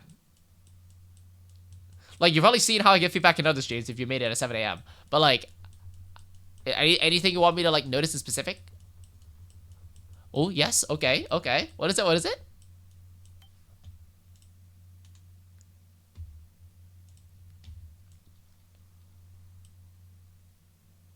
What would it be? If not, I'll just start. I think I'll just start. Oh, it is a new try of my mapping. Okay. So this is a new style as well. Okay. That's interesting. Let's take a look then. Let's see where we go. What's with all... What's... The map's good immediately. The map's good immediately. That means I was expecting to be able to give some like really like poignant stuff, but like this map's already good. In fairness, it means I might be able to still give some advice, but it's gonna be relatively deep advice. The map immediately starts with a really intelligible idea. Like the fact that the idea is so clear is already the first strength. Good use of SV as well. Nice. Good rhythm as well. I like the diagonal contrast. Really good climax as well. Good. Pattern A, and then B. B pattern. Nice. You're developing the idea too. Holy shit. Like, look at this. Like, you're not wasting ideas that you use. That's great as well. You know, it's like food waste, you know? Holy shit. Look at this. This is a square gradually shrinking in. Nice. Nice. Good. This is really good so far. Really, really good so far. I just about what my brain wants a map inspired by Arco. Hell yeah, bro. Arco's in chat. Well, it's great that you're inspired. I really see the Arco inspo, by the way. Like, that one's really clear. But also, it looks like you copied exactly the correct things from Arco as well. Like you copied the correct parts of Arco. Like, Arco's maps aren't crazy because, oh, they're absurdly hard. Like all of this stuff. No, like what makes Arco's mapping interesting is the depth that he opens up by associating his sliders with the grid. In essence, he's allowing perspective not just to happen with multiple objects, but within a single object, within a single slider. And that richness of dimension that he gains access to allows a 3D mapping to be even remotely on the table, but also for a series of all manners of other shapes to build without feeling out of place.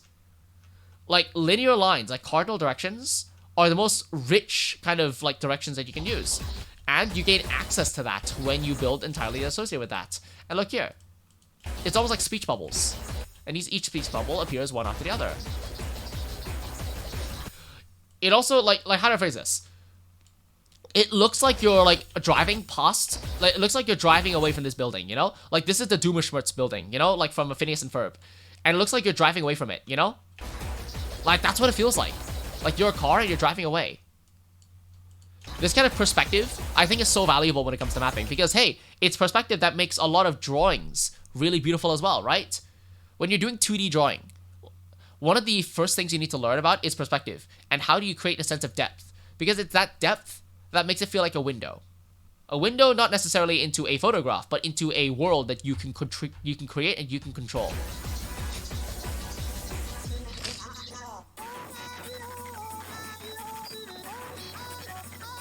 It's good that you can dial down the freak as well. Like, this comp section worked really well. It also, like, shows that you have the ability to, like, oh, if I wanted to map normally, I can. And I'll show a tiny glimpse of that here. Oddly, this part isn't that strong. It's still good. Actually, no, it's getting better. It's getting better. I think it's the way that you fold. Oh, never mind. Okay, this part's really good. This is almost what I expected, though. Like, this is really good, and your previous section set up to this, so I think it worked quite well. It almost looks like you feel like you're swaying on a ship. It's so nice.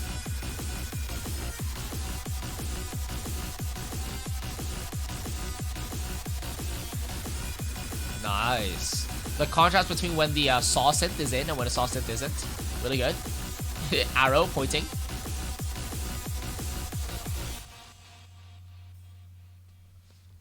Bruh. It's so good.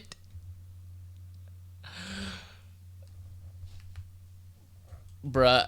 Come on. You can't do this to me. You gotta be like, oh yeah, new mapper. Oh yeah, I tried a new mapping style. Okay, I'll help you with that. It's like, yeah, okay, this is better than what I can map. Okay, cool. Lovely. It's 1 minute 30. And it felt way too short. But that's not because your map is bad. It's because your map left us wanting more.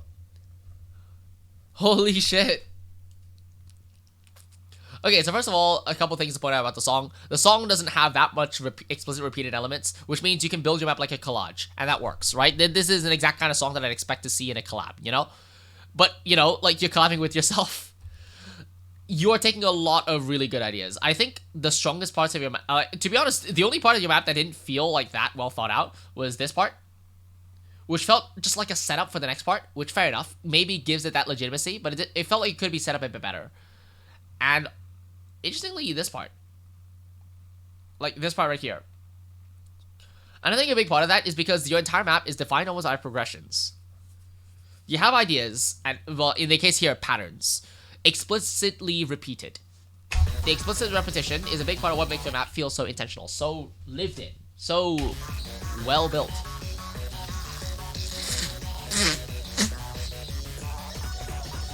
And a big part of that is, at no point does it feel like you hated any idea.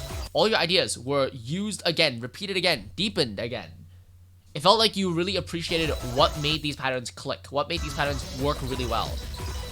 It's like that, like, proof of love, I think, is a big part of what makes this map really, really solid. At all points, it felt like you genuinely liked these ideas, and you genuinely thought about these ideas in your own time. The thing about that, though, is, like, this part, it works really well. I just wish there was more, you know? It's like, you know how in the next part, like, it was all, like, geometric like this, and all, like, building upwards? Maybe you could, like, start off with that. With, like, what is it? Like, these patterns like this could have, like, a large, like, almost like a picture frame around it, you know? Like, almost like you have these, like, crazy patterns. Like, it's almost like the landscape. And then you have, like, a frame around it. It's almost like taking a picture of, like, the pattern that you created. Like, with the framing. And it's like, you can, and, like, maybe stuff like this could be, like, where, like, you start to bend the aspect ratio. Like, this is how, like, this is, like, the progression from that idea to the next idea. Like, I'm trying to reverse engineer an idea that would meaningfully lead into this section. Where, like, it almost feels like you're just playing around with the frame, you know? It almost feels like you're doing this. Like, to the rectangle. Like, which it does, but at the moment it just looks like a bunch of really cool rectangles. Whereas you can change it into a like, you can make it feel more like conceptualized as a scaling grid. I'm being, like, oddly critical. Like, I'm being, like, way more critical of, like, a first time chatter than, like, I've ever been. Like, this map is really, really good. So it has so much going for it. This arrow, holy shit.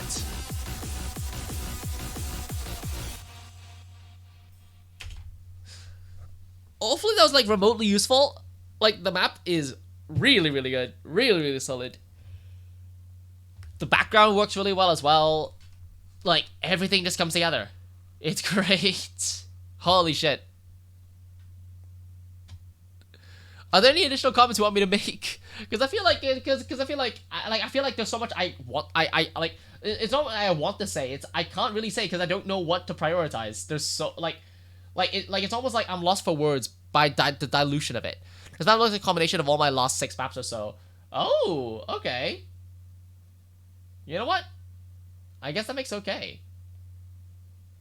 I guess that works.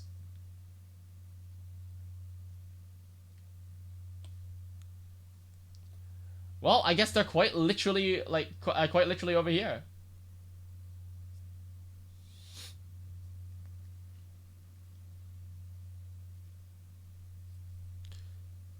W review. Cause, like, what can I say? Like, you guys can see the same map that I do, right? Like, what can I really say that isn't gonna be, like, inauthentic? Cause just, like, it's cool. It's really cool. It's really cool. What can I say? Like, I guess, like, what I'm looking for, like, so I'll give you the spiel. I'll give you the lock and peel. All right. So in a sense, you're suffering from success. The map is really solid. Like, even after looking at Yuri, I couldn't refresh my brain to, like, come up with new ideas. Like, genuinely, it just looks really solid. There are a couple areas where it seems like there's a little dip in the, like, idea density that didn't seem intentional. But, like, I'm pretty sure you can conceptualize that. The fact that your thumb is on the pulse that well. Yeah, it's like gambling, exactly. Like, I love gambling as well. Like, you have the mindset as well of, like, just try making patterns work. Gamble. Like, does it work? Does it not? You gotta gamble with your own time. That's, I think, one of the most fun aspects of creative work. And, like, like a big part of this is, in a sense, at the moment, all I have is these bits of evidence that, like, you can do these ideas, but I don't know what else you can do, you know? It's like, at the moment, it's like, ooh, well, what can you do? I'm looking forward to that. I want to give away my cube, my internet shit right now. No. Yeah, but it closed, so I can't. Super News, in fairness, what is it? Like, maybe towards the ending, it'll be fine. Like, I'll just delay your spot in the queue. It's okay. How about that? If it's alright at the end, then we go for it. If it ain't, then it ain't. And at the end of the day, you can still just watch the VOD, right? You are present. I'm just gonna look at your map, and then you can just comprehend it with the VOD. Like that seems that seems fine to me.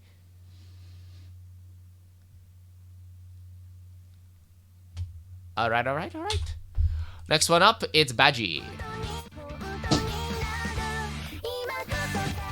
Hello. 君ずっと始めるあった君開ける Goodbye hello goodbye けど明日の伝える今へり傷なる I'm fucking up the lyrics. I had the lyrics in my head before, but then like I'm like, ah fuck, I messed them up. Let's see. Okay. Let's take a look at the map. By the way, this is one of the songs that like I used to do. Yeah, like you are here, so I'm still gonna review your map. It's like if it's ain't loading that well, just watch the VOD afterward. That's okay. I still find it really funny that like I'm currently like theoretically scamming Twitch by like not putting ads on the stream with affiliates. But like they're also fucking me over by like what is it, deleting the VOD 1 week after. It is what it is though. It is what it is. I think it'll be okay. At least like what is it? Like I think I accidentally doxed myself. Like I think in one of my first streams. So I'm actually somewhat happy that I don't have like VODs automatically saved. Like I just need a human being to like look over the VOD and like double check that it's fine before publishing it. I feel like. But like who's gonna do that? Like in fairness, like here's the thing. If someone in chat is perfectly willing to help with VODs, I will give you full permission for that. Alright? I do have all the VODs all the way dating back. But like it's just so intimidating to do. Oh, by the way, guys. Like here's the thing. I find it uncomfortable clipping and like doing it for my own content, but I feel really like eager to do it for someone else's. And it's like there's a decent chance that I'm gonna like a mahjong? Yeah, sure, probably. Wait, oh, do I want to play Isaac instead? Fuck. Because I played mahjong last week. Mahjong was fun. But like I think I want to do something else. Wait, do I have any games that I want to try out? Let's see. DFA? No, not that one. Clover Pit? Oh, the DLC, maybe. Vivid Stasis? Maybe. I finished Scratchy Scratchy, although there's challenges now, I guess. I can check those out. Do I just want to play Binding of Isaac over and over again? I might want to play Binding of Isaac over and over again. Binding of Isaac's really good! It's so fun! That one screaming emoji. Oh! Or maybe Super Battle Golf. Wait, how about Super Battle Golf? Wait, does anyone in chat have like Super Battle Golf? Does anyone want to play Super Battle Golf? I really want to play Super Battle Golf. Like it's a really fun game. Does anyone want to play Super Battle Golf? Anyone in chat want to play Super Battle Golf? I guess not. Okay. Well. Dang, it's so good. Like it's so surprising like how fun of a game it is.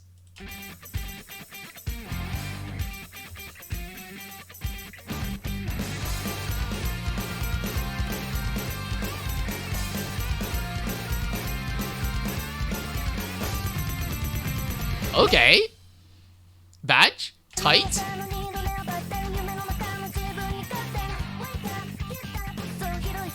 Good use. Good pattern.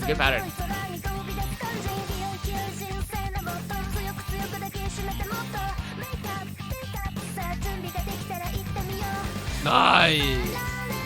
Also, I really respect the idea, like, I really respect the fact that you're still using 1-1 sliders. It's, like, your 1-1 sliders are used really well.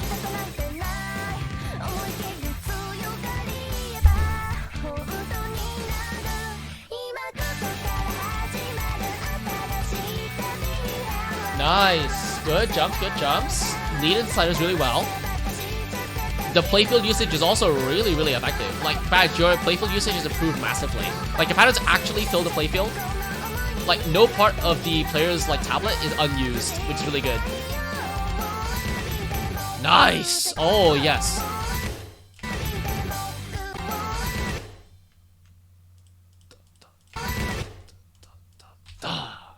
Oh. Yeah, like, it was very conscious. Like, I can see it. You're doing it over here, then over here, then over here. Oh my god, you're doing it everywhere. It's crazy.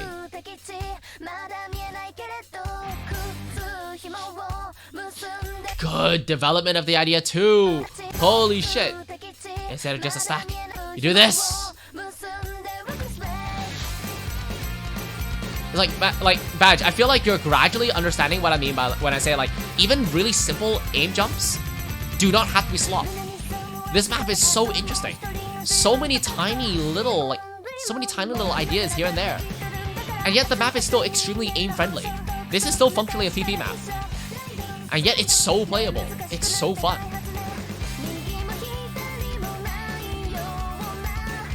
Yep, and of course, more people need to do 1-1 like more people need to do like 1-1 jumps like this. Or in this case, it's like alt, so you know it still works. But like 1-1 jumps work like this. It's so good.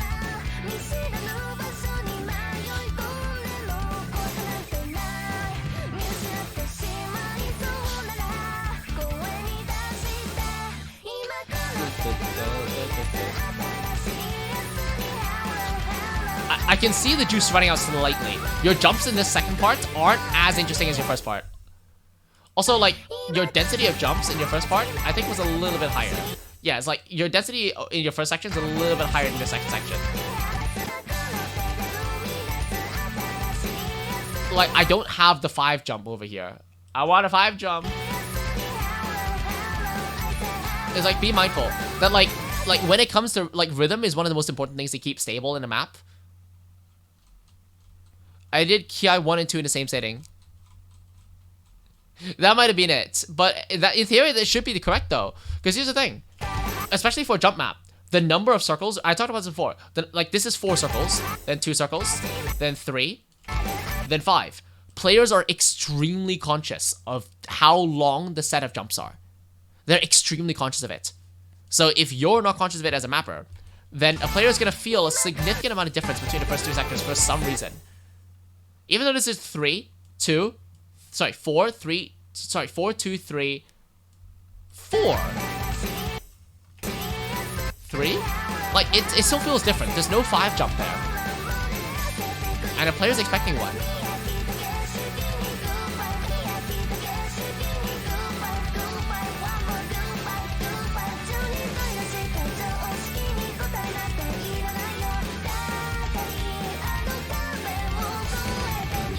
Good ending, good ending. It just feels like the second Ki is so much more empty than the first one. It's strange.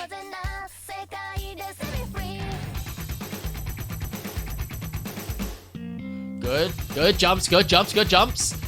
Like, Badge, by the way, like, to give context for this is a suffer from this exact moment. This is your first Ki was so good that your second Ki, itself being good, is not hitting the same highs. Which, like, all that really means is it implies that you didn't understand why the first Ki worked that well. Because if you knew why it worked, you would have repeated it. So I'm going to talk about that, and that's probably going to be my main bit of advice. Because like everything on the map is so solid that I don't think I'm going to be able to like find something more meaningful than that to talk about.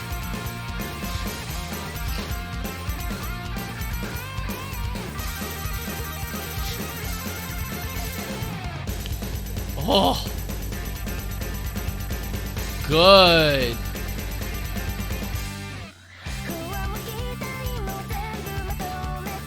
Nice. Woo! I would love playing this. I would love playing this. Nice.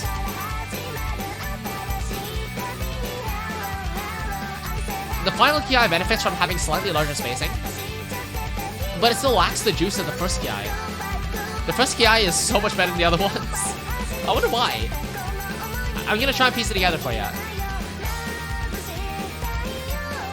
I think it's just the fact that like your first Ki had such explicit length of sliders. So explicit length of jumps, and also I think your playfield usage in your like later parts aren't as good. Like look at how these patterns kind of bleed together to one another. Whereas in your first Ki, patterns felt quite separated from one another. It doesn't feel like a string of consciousness. You know what I mean? I think it's those two things. I mean, we'll take a look. I've literally only looked at your first Ki once. So, like, I'm gonna go back and take a look. But your first Ki had juice. So that's something to study. That's something to look at. Good jumps.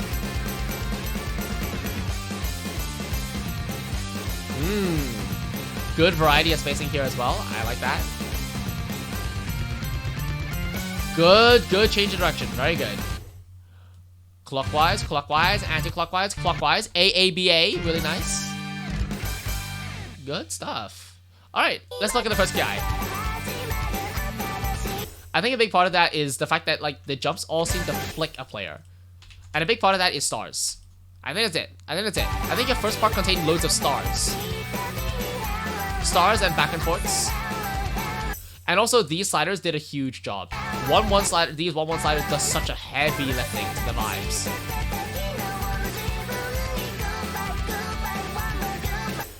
Yeah, it's the fact that, yeah. So over here you have a pattern all the way over here. And then you have this pattern kind of like atomized over here. And then this pattern over here that tries to get out of the way of the previous pattern. I think it's that. And the fact that your first section has a lot more stars. Remember, stars feel amazing to play. And do they need to be geometrically perfect? No, they don't.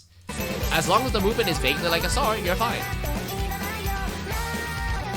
And you contrasted the star patterns with these back and forths. I think that's a big part of it. It's those two extreme kinds of movements. They're kind of like epic bounce. But you have circular bounce and then you have linear bounce. Like, this feels like a star, of course. But so does this. 3, 4, 5. It still has the same kind of like huge circular flow to it, which you concluded here, which is really nice. I think it's that. I think it's a circular flow. I think it's circular flow is something that just wasn't fully considered. Like over here, these are all back and forths. So the fact that all of it was back and forths meant that you didn't have any build-up of momentum in this section, which compounded with the fact that like you only really get star jumps from 5 circles or longer. I think that's it. Yo, welcome, Mattbot. Welcome to stream. Welcome to stream.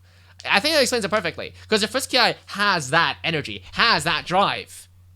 Alright? You feel like you're on a roller coaster in the first one. Whereas the next two feel more, well, they're still good. But they feel like the same substance as your verses. Your verses and your ki's and your like next two ki's don't feel as different as your first ki was to the rest of the sections. They're the future maps, exactly. Because is your map still good? It is. It's just, I think that was the juice. And like recognizing that that juice was there and repeating it, making sure it doesn't get lost in translation when you're going to the next sections, I think it would be a thing that would elevate this map up from a good jump map, as it currently is, a very solid good jump map, to a great jump map. One that you understand what the juice is, and you can lean into it, you know? It's like when you make it like carrot smoothies, right? And then you like add in a little bit of apple juice, and you're like, oh, this tastes good. But like, in your next one, like, if you don't understand why, then you won't understand that what makes that jump work, sorry, what makes the smoothie work. You said that, wait. For some reason, I had this before. Yeah, you see? Spaghetti you want, remastered. Oh, shit.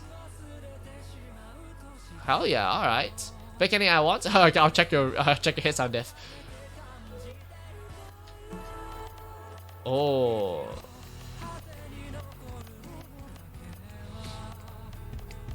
Wait, no. Summer, wind, light, breeze, Camor, the journey of. Is this supposed to say something?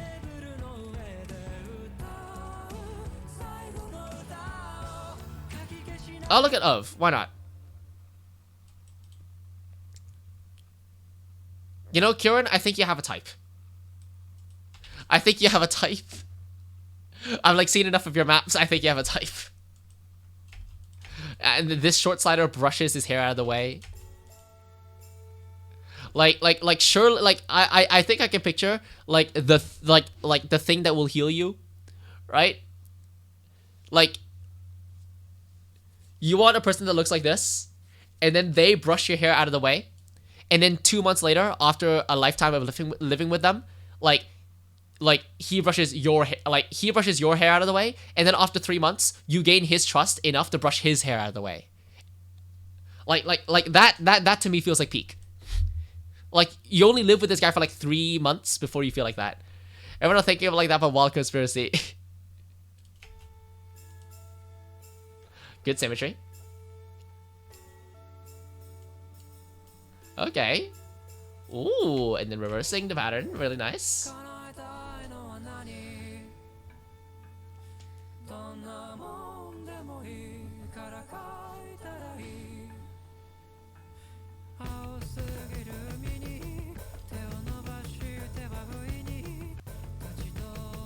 Oh, good AR as well.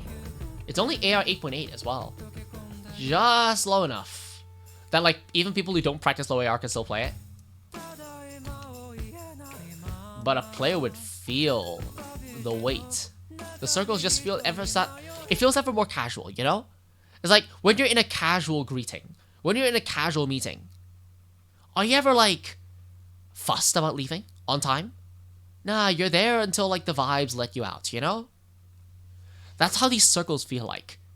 They're relaxed, but relaxed in a clingy way. They're just long enough to feel as if like they haven't overstayed their welcome, and yet they're so noticeably here longer. It also helps that like the sliders are designed in such a way to like fill the playfield. So it is genuinely a little hard to read because there's a lot that's grabbing your attention.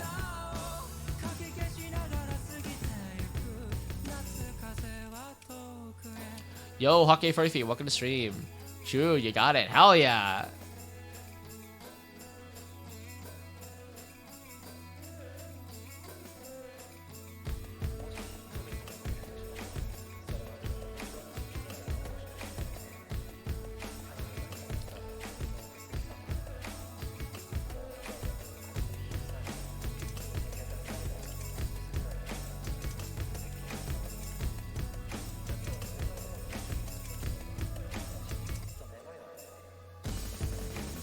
Oh, ho, ho, ho, ho. Oh, these bursts. These bursts feel good. These bursts feel good. Oh, yes. Oh my god, yes.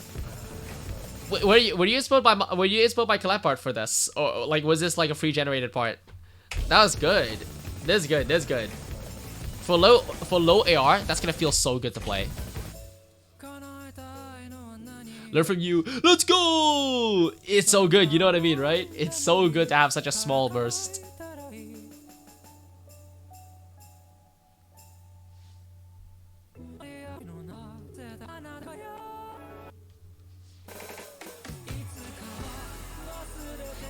Nice. And we climb upwards. And then we space them out. Oh, no, we're doing it like this.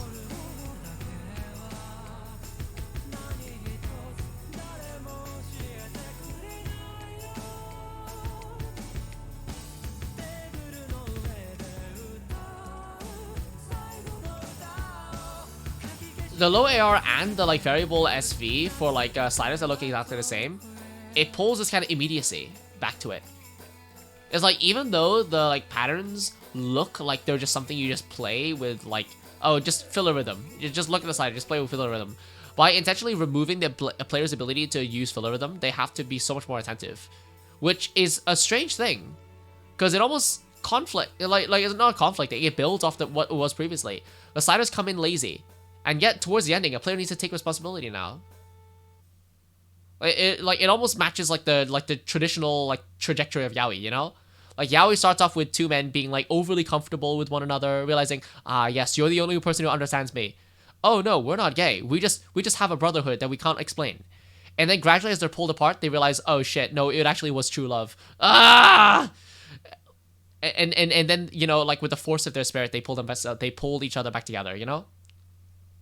Holy shit, mapping is like yaoi. I know, like good mapping can be seen like yaoi. Yeah, like one of those things where it's like when we see mapping more as trying to make a story, like because stories are setups and payoffs, right? That's kind of gay. I know, gay positive. It's great. Like that because it's that kind of story that I think really resonates, and it's like even if you don't notice it, like as in like consciously notice it in the map, your hands and fingers will feel it. You'll feel this longing that the ending kind of portrays. Your eyes will struggle to read the ending. You need to put so much more effort into the ending. If you don't deserve to pass it. That's almost what this map kind of feels like. They've given you this kind of like comfortable, it's a hard map to read, yeah. like it's hard to match your vibe with something on AR 8.8. Although it's not itself a reading map. The map itself doesn't feel like a reading map until, you know, the middle part. And by the middle part, it's like you're already committed, right? You played this much of the map. You can kind of figure it out, you know? You've played the map enough that you can learn the rhythms. And then by the ending, when the like the rhythm properly starts to like divulge away and become like properly unreadable. Unreadable to who? Not to you. You vibed the map enough to be able to play this. In a sense, the map engages you to fall in love with the map, which is great. All right. And in my choice of free will, I choose to believe that the map is gay. Now, the map could be straight, but I choose to make it more interesting by making it gay. Kieran, I actually have nothing bad to say about this. This is great. This is actually really good. Like, all the way through. Like the fact that the story is this comprehensible is great. Would you GD it? Bro, I've too many GDs. If you're not pushing for a while, like if you're not pushing this out for a while, sure, ask later, but I need to finish our collab part at minimum first, and I'm still struggling at it. Like, I might as well just bang something out, like, today. I might as well just make something, because, like, I'm struggling with making something great, and I'm like, maybe I should just make something good and get it over with. Like, maybe I should just do that.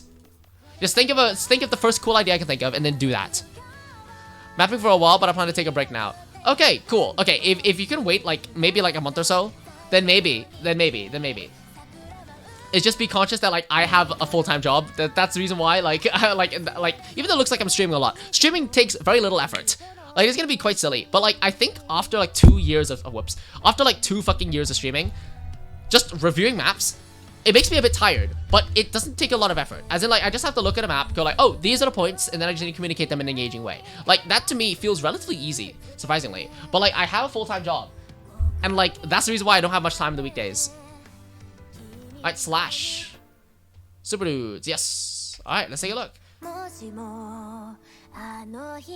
Good song, by the way.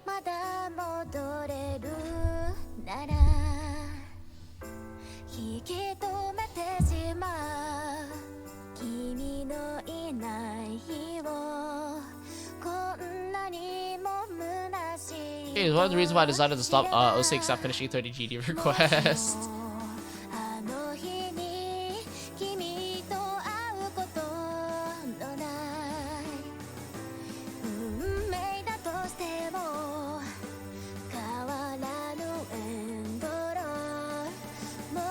Good visuals so far. There's gonna be pretty decent amounts of feedback that I can give. And so far, your map is really cute. Oh, it's really cute. Holy shit, nice. Oh, good weighty triples. Nice. Oh, the double at the end of the slider was really good as well. Oh, okay, your 1/4 is really, really tight. The 1/3 too. Oh my god, that's a creative 1/3 pattern. Well done. You have this natural acceleration just from the rhythm. That's good.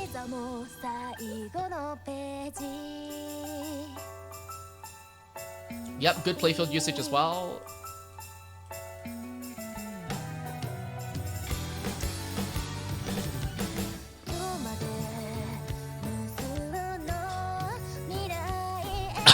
You know what? That's gonna be my point, actually. You know what? I think I've seen enough to be able to get my first point, which is, you know how you did playfield really well there earlier? My feedback's gonna be you didn't use it enough. Most of your map doesn't, actually. Or at least, I don't think you understand how playfield can be used beyond the corners or the middle of the playfield. There's a lot more to, like, good playfield usage than that. And, like, I think, like, what is it? It's down to the fact that your patterns seem to just go from one to the next. Your patterns are all connected. Well, like, you need to remember, to make contrast, you need to make situations where it's the same and situations where it's different. You need a strong delineating line between them. And a similar thing with patterns. Whenever you make a pattern, it's both important to make a pattern internally connected as much as externally disconnected. If something's not part of the same pattern, it should be disconnected. What this prevents in the map is it prevents the map from melting together into one massive blob. Now, this song, out of all songs, it's not like some electro DMB shit, right? Like this kind of song actually does, it does have that emotional touch, right? You want the song to feel as if it's intimate. So yeah, make patterns larger and longer and larger. But I think like all of your ki, all of your like verses and sections, it's all one stream of objects. Like you can't really call it a disconnection when your entire section is all connected together. You know what I mean? And I think that's a big part of it.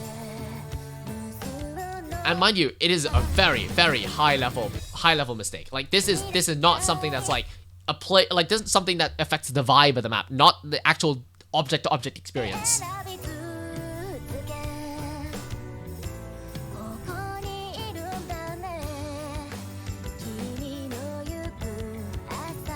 Oh, it helps that the rhythm is really tight. The rhythm is what's absolutely selling this map, like well beyond. Like your 1/4, your 1/3, it's all good. It's all so good.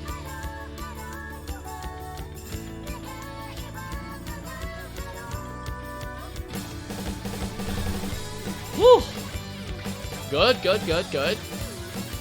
Nice change up. Okay. Maybe there could be better slider choices out there. The combination of all these sliders feel a little bit too disconnected to one another. Like if you just did it all like 90-degree like right angle sliders, I think that would work a bit better. It's like these sliders don't follow the same palette. Okay, that's gonna be an actual complaint. That's gonna be an actual suggestion. Like the guitar section is that short. A player's not gonna be bored of a couple of repeated sliders.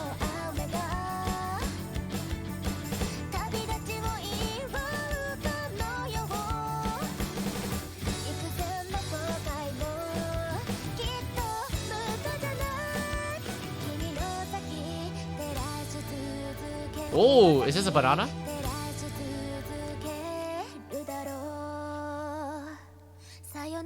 Holy shit, pretty. Good.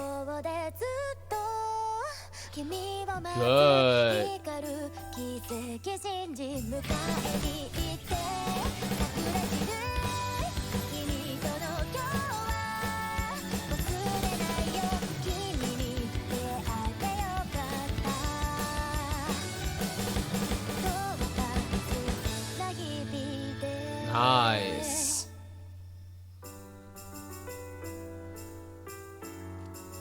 Like your movement, I think is a big, like your movement and your rhythm combine to make just really, really good experience. I think that's a big part of it. Like your visuals, like your visual spacing is perfectly adequate. Like this map is pretty good. Like it is pretty good.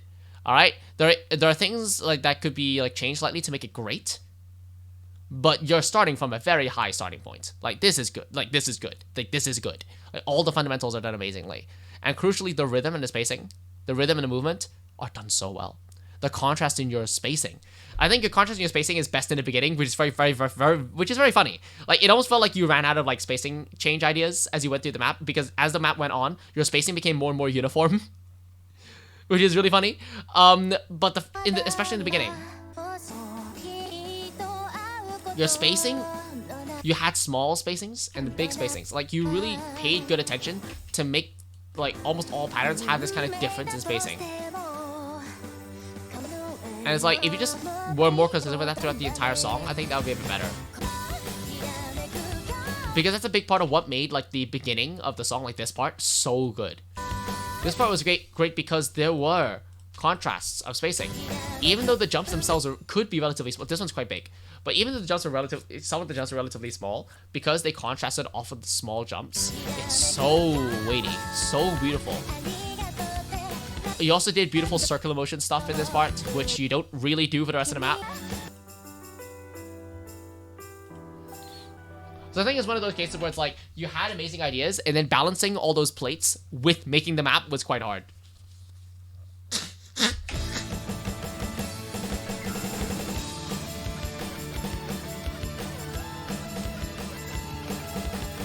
Nice.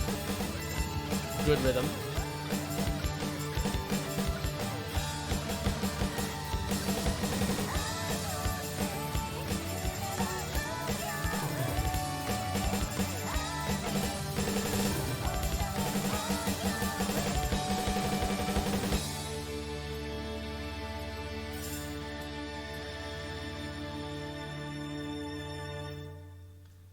Yippee! That was good. That was good. I'm gonna drink more water.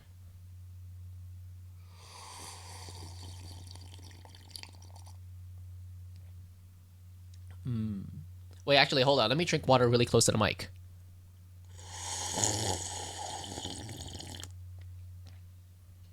I don't know what that sounds like.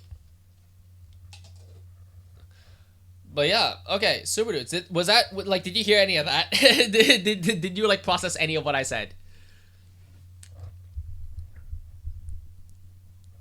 Like, did that come through in your internet? Was that okay?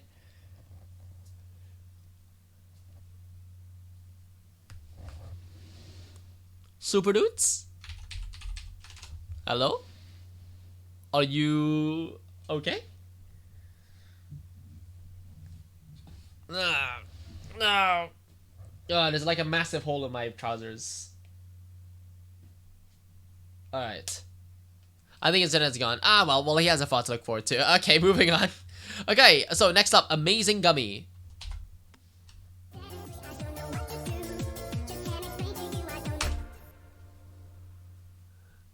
Around the world, this is a classic ass song. This is a classic. This is a song. This is a song and a half.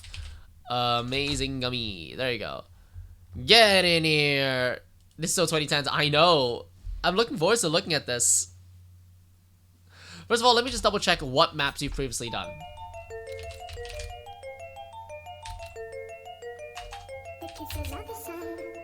Yeah, so you sent this one and this one.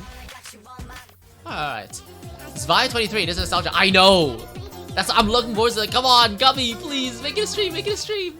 Because like the previous song you sent, like the previous map you sent, like it was interesting to talk about. Like, end of the day, it's like these are like your improvement from your previous map was insane. So I really want to see what this map looks like. Like the improvement was really noticeable. So I really want to see what you look like on this one. This looks like the background of Hatsune Miku's disappearance, BOTB custom. Damn.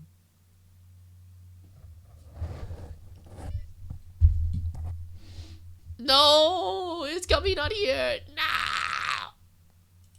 Okay, just for now. Buncha, are you here? Like, we're not skipping them entirely. We're not skipping Amazing Gummy. When Amazing Gummy comes back, we'll start them. Alright.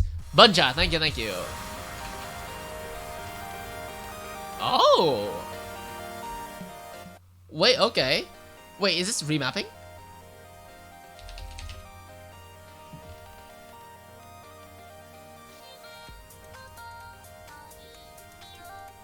It's background review. Oh, I see. Oh.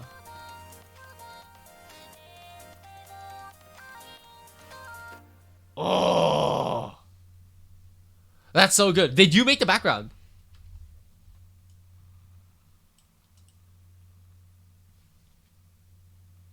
Cover of Zoo or is Archer's recommendation of the song Song of a Sunny Spot. Damn. Did you find what, like, where did you find the background? Like, what parts did you make yourself? This is cool. Oh, okay. I made the background. A dude who made the music read a short story in this. I see. Let me see. He said an Amazon link. Ah, gotcha. Okay, so as in like this is the anthology, this is the story that like inspired the song. I see. Okay. So let's take a look. So I'm gonna delete the objects, import the diffs. You can swap to different. By the way, cool Osu editor tip. If you're in the editor, press Control O. The panel doesn't show up for this one, so I'm gonna does this work? Nope. Okay, it doesn't show up, but if you're in the editor, if you press Control O, it opens up a menu that you can then like select the difficulty inside of the editor. For some reason, it doesn't show up on the OBS, but you can do that. So we're gonna alternate between these two and take a look at them. All right. Common tier knowledge. Okay, but we keep getting like people in chat like not knowing shortcuts, and we keep getting people like me not knowing shortcuts as well. Like, just tell me all the shortcuts. Like, it's up to me to decide whether it's useful or not. Right? It's like I didn't know like shift, like because what is it? Shift 1, 2, 3, 4, 5. Like if you just hold left shift, and then you press like the numbers, you can swap to a snap divisor. Because like swapping between 3 and 4 was so annoying until I learned you can just hold shift and swap between 3 and 4, which is insane. Like, you can just do that, that's crazy. But let's see. So, of course, this is the start image, right? Chess. Our game of chess. Over here. Playing alone. The coffee left on the table. The stains. The idea is like, this is either an old book, so it's stains collected over a long time. He died, I see. Ah, okay. Okay, that would make sense. Okay, so like him dying makes a lot more sense, I guess. So first of all, the way so there's several interpretations. So we need to start here. The first one is obviously like the image. It's the same image. All right, this wasn't a picture taken later without him sitting there. This is an old image that's been ripped up. Who ripped it up? Obviously, you know, the girl that's still alive, right? In essence, there was something about this guy that she was like, okay, even though I really like spending time with this guy, you can interpret whether that's romantic or not in your own way, but she ripped this guy out and she wanted to get rid of. All right, this betrayed one of potentially two things. One is maybe some hate. Maybe she didn't like him now. All right, it could be a sense of grief. It could be like the loss is so powerful. Anything that reminds him, anything that reminds her of him, she doesn't want. But notice how the game itself wasn't ripped in half. The picture was not actually ripped perfectly in half. It was ripped from the top in half, and then down to here, diagonal down right. This game was not ripped in half. Something about the actions that he's taken remain.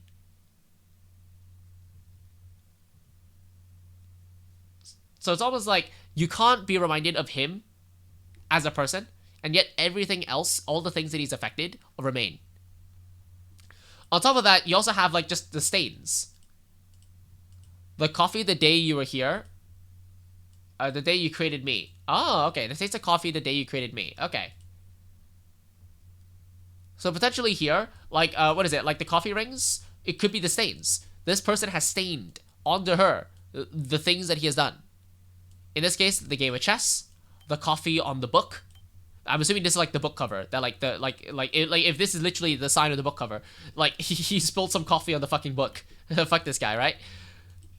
And like this like this book is now stained, but in being stained, it will forever carry a imprint of this person.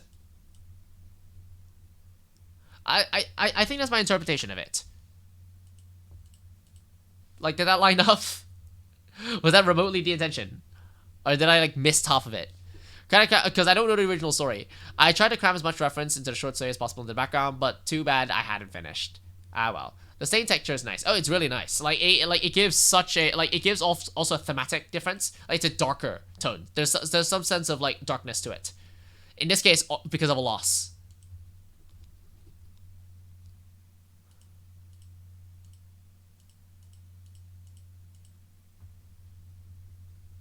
Anything else? Did I miss anything? Hello? Did I miss anything? Like, there's also what is it? So like, but like before I go on to the next section, I do want to like loss. What is it? So what is it? So what is it? As part of a subathon, I got the ability to be like, I will have an AO3 tag given to me. And now what is it? This is my AO3 tag. Author is inexperienced but a whore in theory. So that's my tag now. So that's great. I'm happy with that. I just wanted to share that. TLDR, the story, I may be wrong because I read the Japanese OG, but he's the only surviving human on Earth, and he created a body to bury him where he died. I see. But I'm assuming that like robot is now like doomed to like live without him forever, yeah? So like so the robot was created. I'm assuming the robot, you know, overtly female. Right? Like fine, I guess. But like the robot now has to deal with that infinite loss that follows from having to bury the guy, like the person who created her. No one's here gonna drop this a sneak peek. Ooh. Cool. Charlotte, that's cool shit. Nice. I'm gonna show it on stream when you actually send it in. Oh my god, wait. Oh my god, wait. On Chinese, Steven, you're here. Steven. I have Chinese to share. The Chinese periodic table. Ela desce, ela sobe, no baile é pressão. Mina linda, perigosa, rouba meu coração. Vai quicando, vai jogando, não perde a razão. No batidão, só pura tentação. Ela desce, ela sobe, no baile é pressão. Mina linda, perigosa. Like, this is crazy. Holy shit. Like, it's so good. It's so beautiful. Oh my god.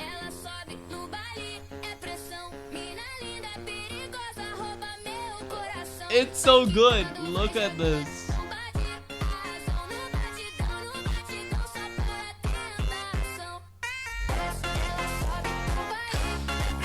Like, it's the periodic table. It's the periodic table. In fairness, it's only a subset of the periodic table. Oh, let's see. So I read a review that basically said that it's an allegory for the parents teaching their kids what it's like when they're gone. Kind of hit me, not gonna lie.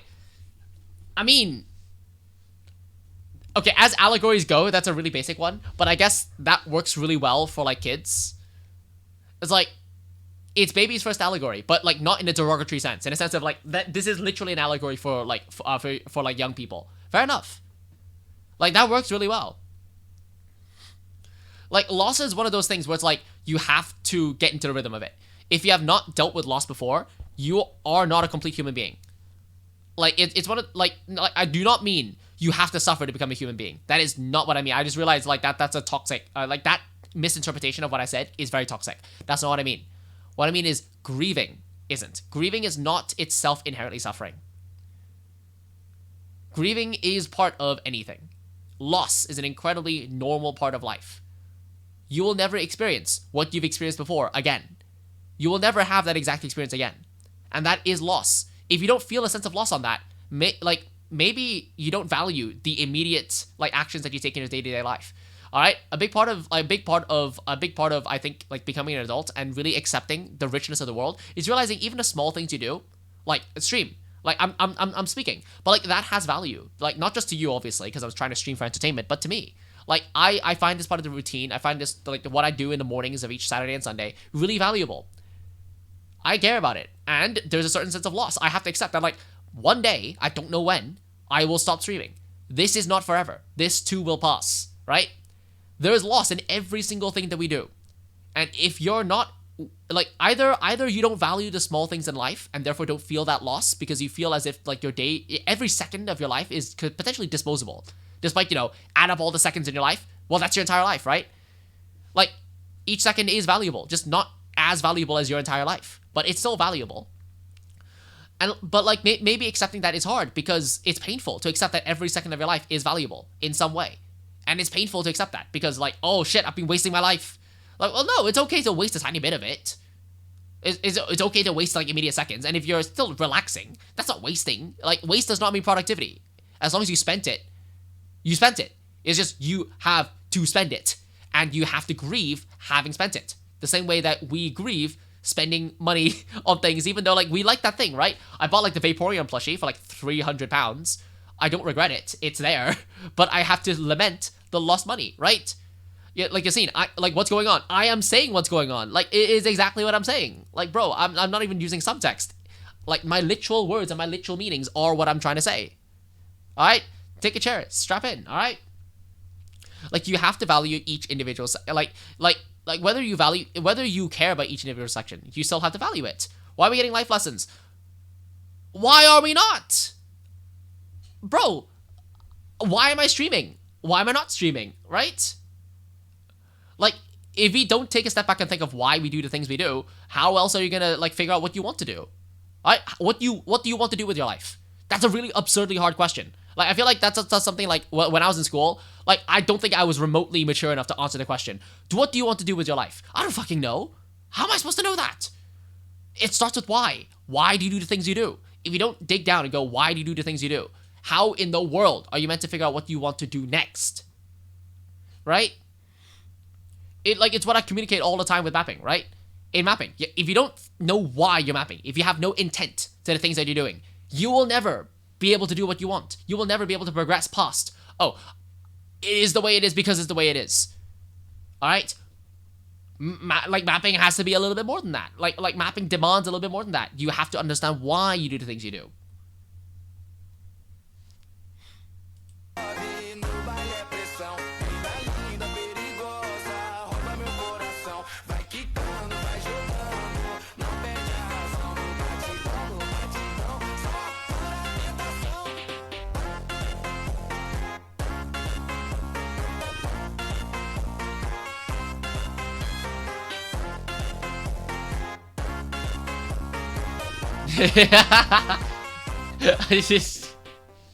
It's such a good video. I love it. It's so good. It's just so beautiful. But as a sense of loss, it's a big part of it because it like as part of because the cycle of grief that is experienced by the character over here, like this character that's created and has to go through the cycle of grief despite being not human. I think it's a big part of it. Like loss is something that I think like it's not necessarily something that makes us human, but it is a universal experience of the universal experience that is human. The short story that the book itself is an English translation, so you don't have to suffer slugging through Japanese text. Hey, sweet. I mean, I'm not currently in the mood to read that, but yeah, absolutely, I might read it in the future. Thanks for the recommendation.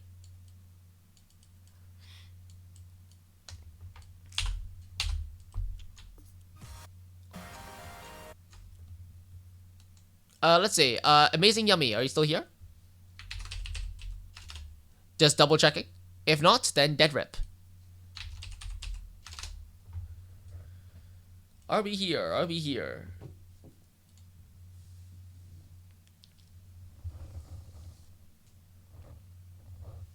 Idle Game Sunday next? Potentially. Dead rips, yes, let's go! Okay, so this is Slime Tenshi.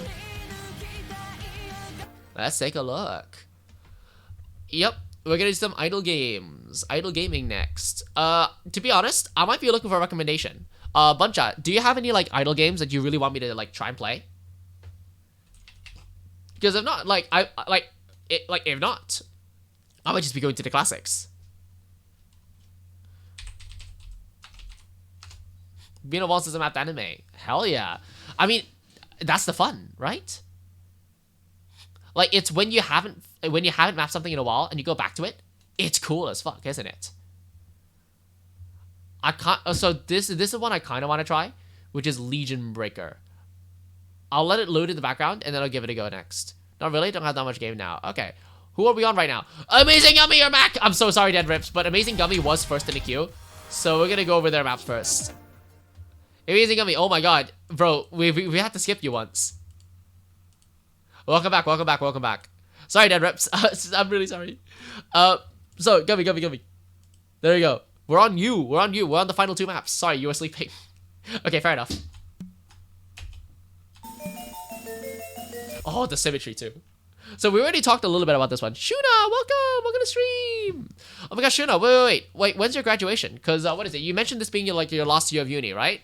Like, because my sister is also on like. Did you change schedule? No, I didn't. I'm still 7 a.m. UK time. It's probably daylight savings. Daylight savings means that the UK, on a grand foundation of idiocy, has decided to move its time zone forwards and backwards.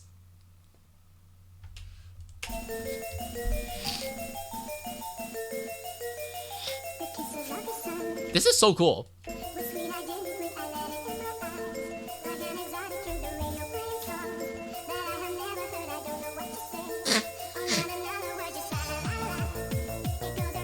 Holy shit, wait, this is kind of cool. I'm graduating next year. Oh. Nah, never mind.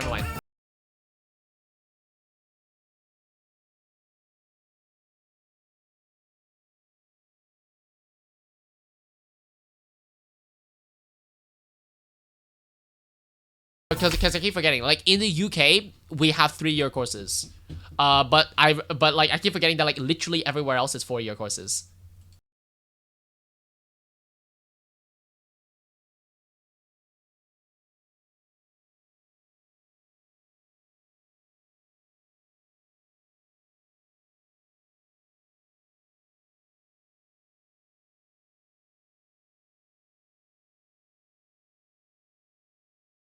The patterns are very, very coherent, and it's not the same pattern over and over again. We're doing A-B-A-B. It's not the same pattern over and over again. Is it an aim map? Yes, but it's not aim slop. I think I've talked about this with Badger's map as well. Too bad I lost my, oh wait, speaking of graduation, attending graduation next week, yay! Too bad I lost my job, so I have to go immediately go for my degree. I see. Well. Hopefully you find something good. You love my field of work. It's the patterns. The patterns don't make it aim slop. It being the exact same pattern over and over again makes it aim slop. Not repetition in the jump patterns, except that's what makes it slop. Like, quite literally, that is what makes it slop. The fact that it looks like everything else. Right? I wanted to finish the map last night to send here, but I got sleepy, so I went to bed. You know what? Yeah, fair enough. I should have taken early childhood education. I think that would be cool. End of the day, go, like, do what you want. Alright? Go for it. Alright? You seem to be the kind of person who, like, really works well with, like, full sending. Full send it. I'm pretty sure whatever you full send, as long as it's, like a high skill, you will find work. You will find a place that will, like, find some value and can help to, like, realize that value into a salary. This is good shit. This is a really this feels almost like jump trading. I really like the the 1/4 jump here. Like, feels so classic.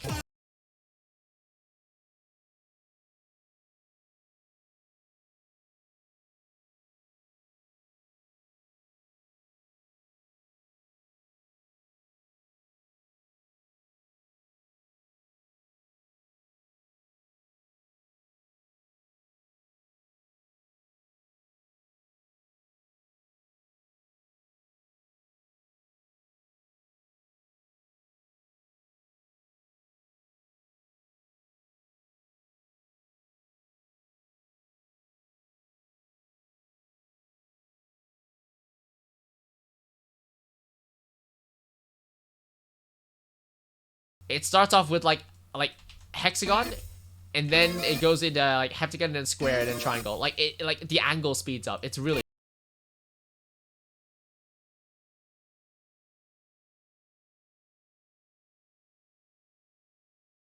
just the correct amount of disregard of like visual spacing. Like, visual spacing is something you clearly use, but you disregard it when it makes the pattern play better. Like, this would not work.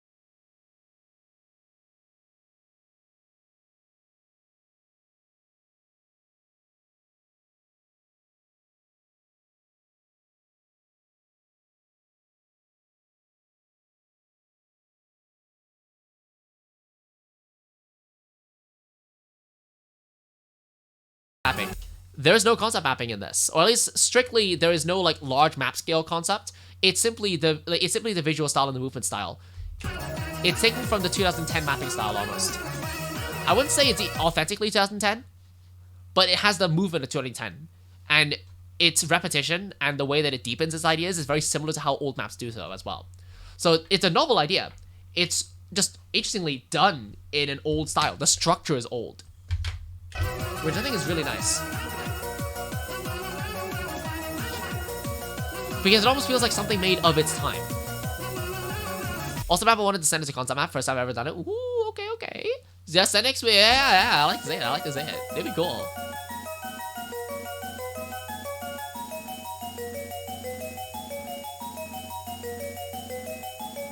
Like, you're seeing, try not to limit yourself too much to concept means something, a concept can be summed up in one sentence. Not necessarily. Like, try to, like, because the way, what you're calling concept mapping, I'd call gimmick mapping. As in, like, when the concept is really blatant, but it's almost the only unique thing in the map, it's usually a gimmick map. As in, like, this map has one central idea in it, and that's its gimmick. Whereas concept mapping these days is more akin to themes. It's more akin to the entire map is flavored with these concepts that combine together to create this unique feeling and vibe.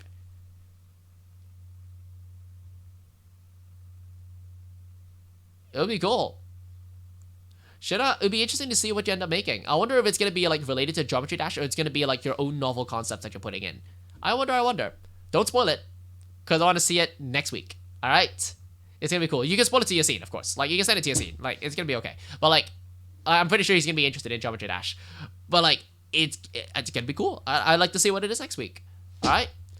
Okay, so this shit's cool. This is pretty cool. I wish there was a spacing increase towards the ending.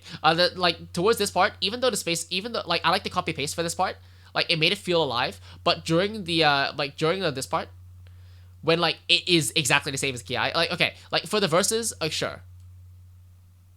But like in here, I wish the spacing was a little bit bigger. It would also help to like allow this part to be like anticlimax just a little bit harder. Like going to small spacing immediately after like pretty big spacing, I think that would work. Also like the ending is pretty hard, like pretty good, like for good reason. So like surely this part should be just that little bit harder, right? By the way, mods are supposed to be subjective. All of them are. All of them are meant to be subjective. All right, here's the thing. Like okay, unless it's like a strict unrankable, yeah, it's all subjective.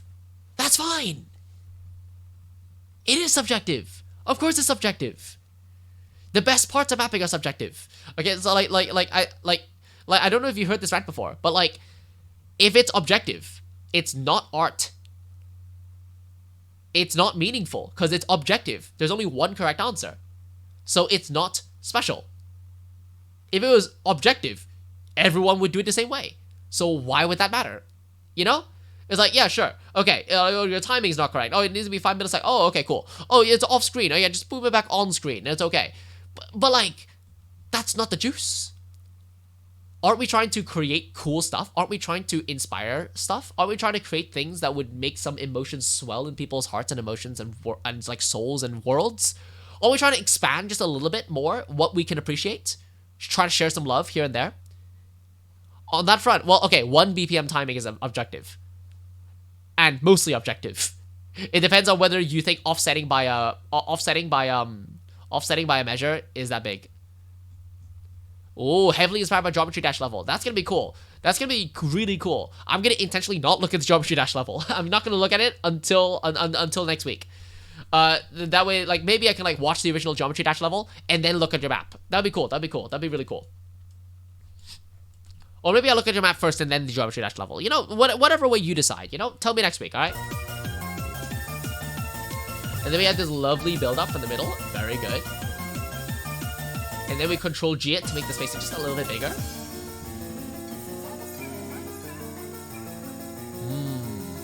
Tasty.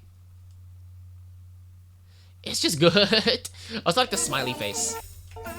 The smiley face is so 2010.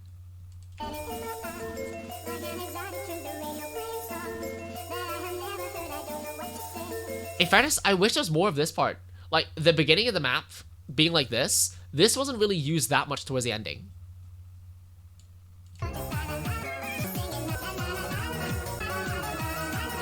Like, the ending was more like fourfold symmetry, if that makes any sense. It's like, you've almost abandoned what the beginning looks like towards the ending. So I guess that's gonna be 1 bit of feedback. But at the end of the day, it works. It's really good. I know I need to make it somewhat different than the second guy, which is why I made the cake sliders, but I don't want to overmap it so that only half the cat cake sliders. I think that works. If you think of me, that works. Because what it allows you to do is it creates better contrast. Because in this part, it's...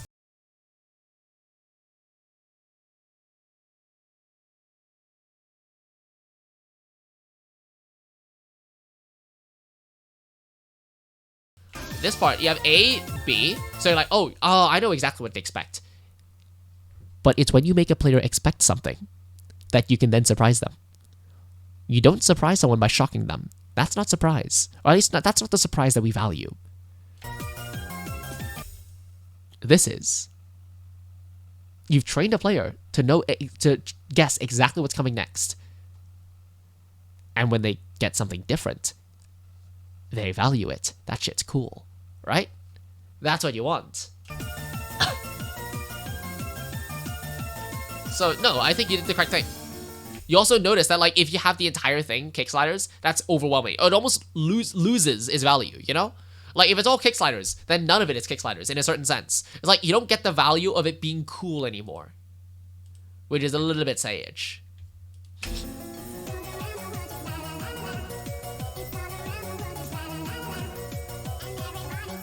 But yeah, in terms of, like, the large-scale concept, the sectional contrast, this is all brilliant.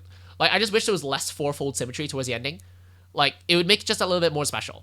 Like, fourfold symmetry is really restrictive as a concept, whereas only reflexive symmetry, as this part, like reflexive around the middle, like, you see how much variety of patterns you can make here, how much variety of movement you can make. I just feel like a bit more of that here, please. You know? Especially combined with the bursts. The bursts aren't following fourfold symmetry, so I just want a bit more of that. You know?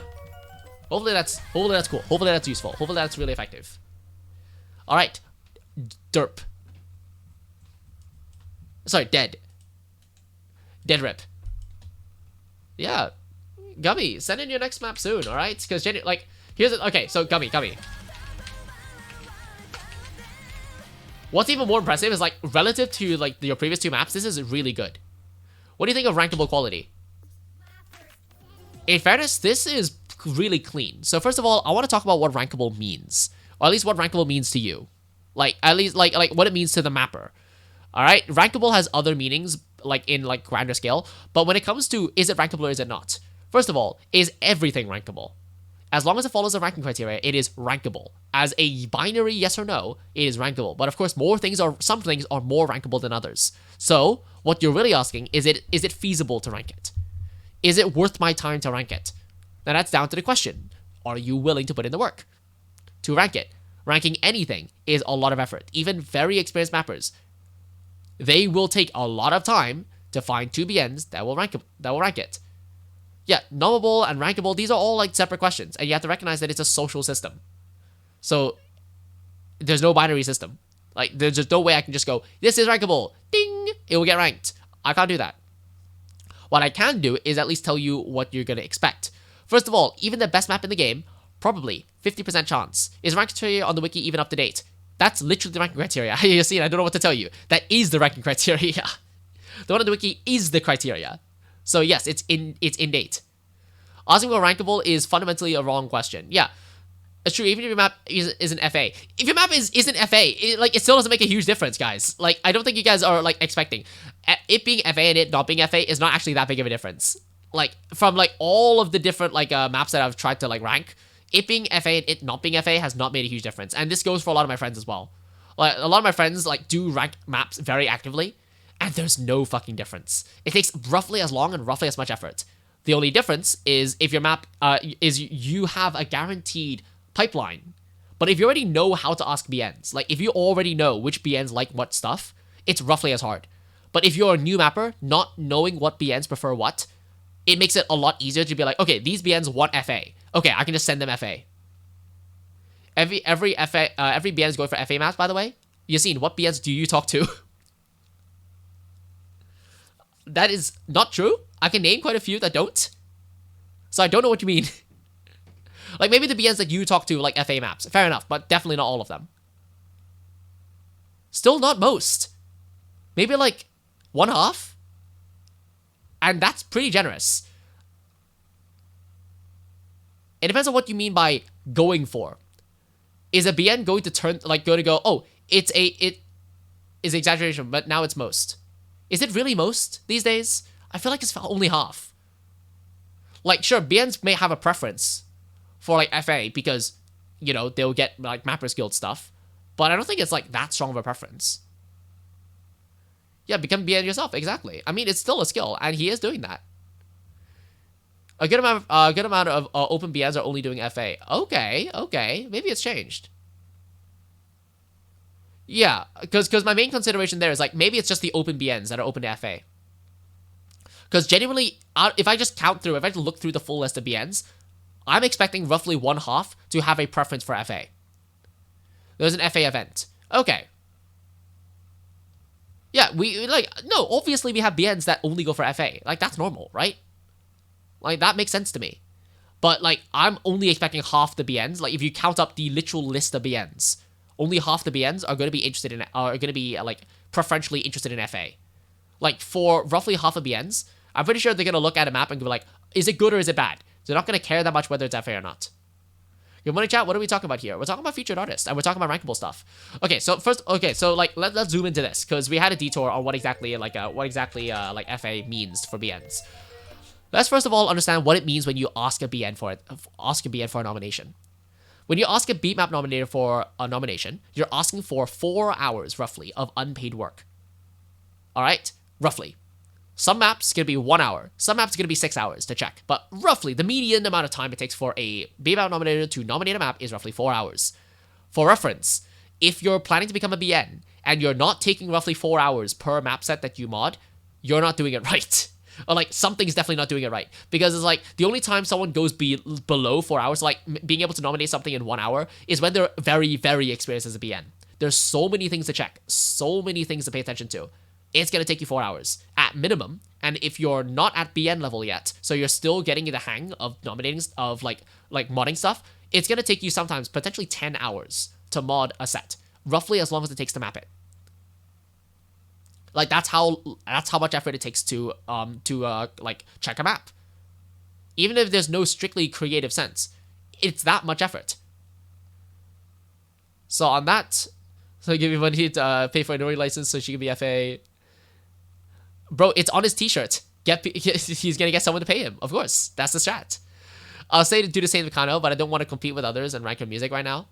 Yeah, it's fine. Real fan would farm that money themselves. Exactly. Like Steven's gonna open up like a a fan club. It was like, yeah, yes, give me money. But okay, so that's sliders are not completely symmetrical on the playfield, completely straight. Gonna be an issue? No, it's not gonna be an issue. Okay, so Gummy, I think you're thinking of like first of all I'm gonna break down what it means. That way I can help to unpick misconceptions because you're still relatively new as a mapper. So I don't think you know what BNs want. All right? So first of all, a BN is going to spend 4 hours on it. Think of that. Whenever you ask a BN for a nomination, that's what you're asking for. The implied message is 4 hours. You're asking someone for 4 hours. What is a BN actually going to like? If a BN is going to mod a map and they don't like the map, I want you to think of 4 hours of doing something you don't like. Holy fuck, that's going to suck, right? Most of the time, a BML nominator wants to nominate something because they want to nominate it. If the map is boring, or the song is boring, or some combination, they're going to struggle wanting to do so. Even if they get points for it in like featured artist stuff. That's also why I can't imagine any more than one half of the BN lines being professionally interested in FA. It's why BN preference is such a huge deal. And in fact, that's a normal thing. Like, it's strange if a BN does not have a preference, because what that tells me is that BN's gonna burn out within 2 months. Because it sucks nominating a map that you do not have a vested interest in. Like, it will actually suck. Like, in fact, anyone in this chat who has ever modded before, which is not that many people nowadays, because modding is not, like, a vital part of the mapping system now. But, like, if you used to mod, or, like, you've tried modding before because you wanted to become BN, you'll realize how much it sucks modding a map that you don't have an interest in. It sucks. And it's even worse when it's now your job and you have to do it. Right? So with this in mind, this is a big part of why when you're asking a BN for like a nomination, be very mindful that you're literally asking them for unpaid work. Can we go back to modding V1? It doesn't change that problem. It actually doesn't fix the problem. It fixes the mandatoriness of modding. So yeah, people's modding skills have decreased because of modding V1, but it doesn't fix the problem of modding is really, really high of a demand. It doesn't fix the ranking aspect. Yo, Kelly Cube, welcome to stream. Bro, Kelly, I'm talking about BN stuff. I'm talking about BN stuff. I'm explaining to a mapper. I'm explaining to a relatively new mapper about the ranking process. So okay, so from this front, what do we do? What should I expect? First of all, if your map is really good, if your map is extremely rankable, what should you expect? If you ask 10 BMM nominators, you have a 50% chance of getting the map ranked.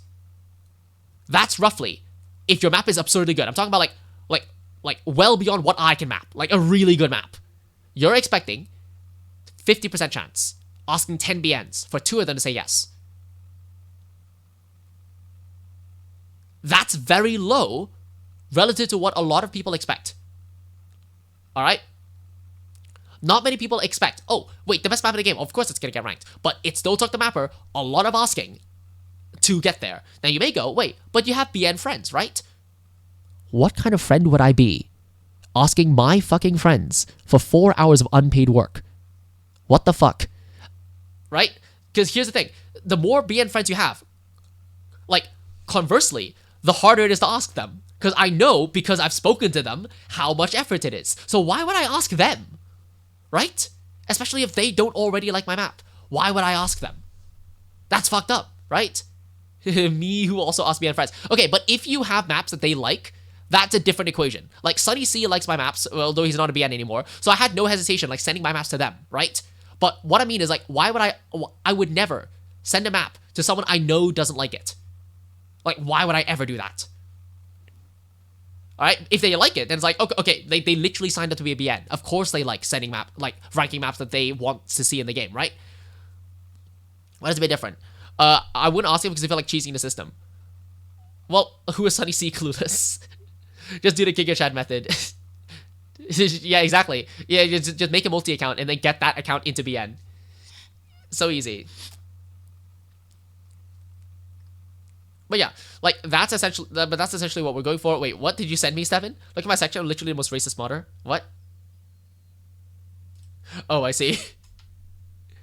Yeah, but, like, that's normal. I feel like if you don't have high standards and high thresholds of what you want to mod, you will never be able to survive.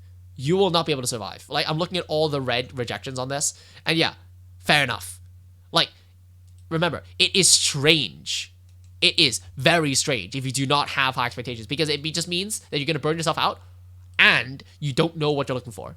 Become a Monstrata alt. Monstrata had a lot of friction in BN at the time. Like, Monstrata was BN in 2014, 2015, and you have no idea how much friction he had with the BN system. Like, he was kicked, and he's banned. Like, he's currently still banned from being BN, I think.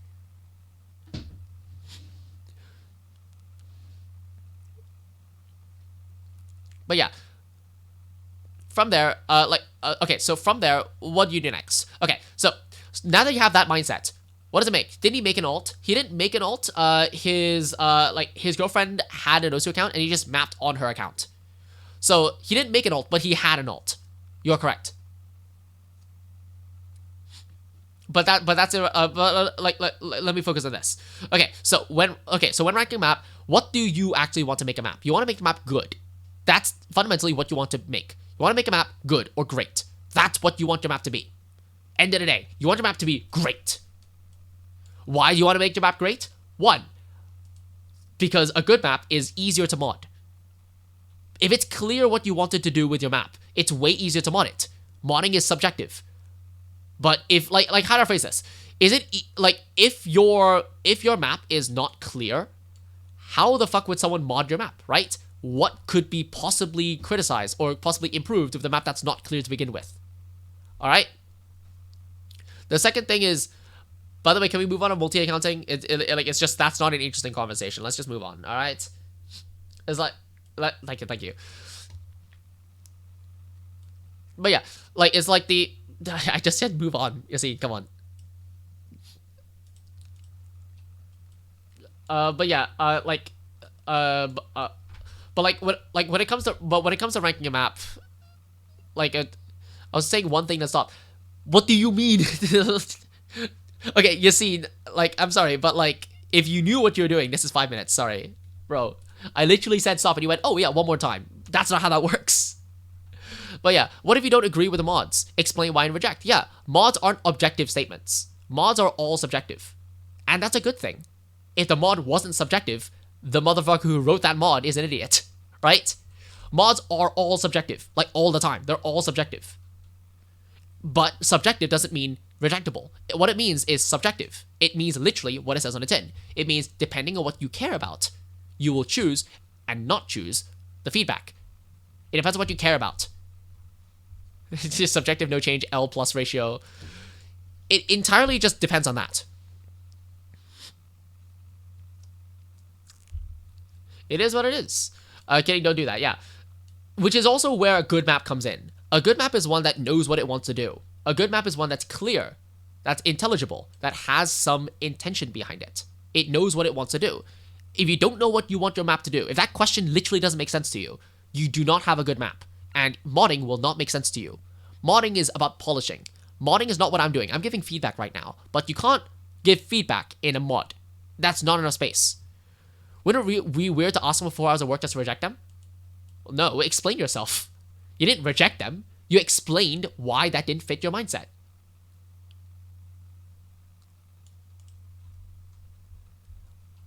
Like, it would be strange. Okay, so here's the thing. A BN will give, like, okay, you know what? Let me pull up one of my maps. I feel like if I give you some, like, context, it might be helpful. Because I've ranked the map somewhat recently, and it'd be work. I'll leave the stream. Mod is being mean. Lamau. Now let's take a look at one of my maps, alright? Let's take a look at my most recent ranked map, Mr. Right Side, alright? Let's take a look at what the mods actually look like. Because a BN's job is to improve a map into ranking standards. Now, was my map good? Well, yeah, obviously, it got ranked, right? Like, the map was good enough to get ranked. In my opinion, it's great, but that's not gonna work, alright? Like, I need to convince someone else that it's great. And in this case, Ascended and Frostlass, which is, Frostlass. Holy shit. So this is Miss Magius. Let's take a look at the mods. So all. First of all, this I need to put here as test plays. I was asked by BNs to find some test plays to prove that the lower diffs were playable, which I did. And I got some test play files. Alongside here, let's take a look. I got some mods from other people. Stack into the easy hard lack consistency. That's what convinced me to like get some stuff. I had to explain myself fully because these are like, this is a lot of complaints. So I had to give a lot of evidence. This is pretty big complaints. So I had to give pretty big bits of feedback. But also, there are some pretty basic issues. And also, thank you, Lemurai. Thanks for sending me some really good combo colors. These are good. Alright? But also, let's take a look at some of the feedback given from BNs. So this is obviously the timing. I had to now put the timing in.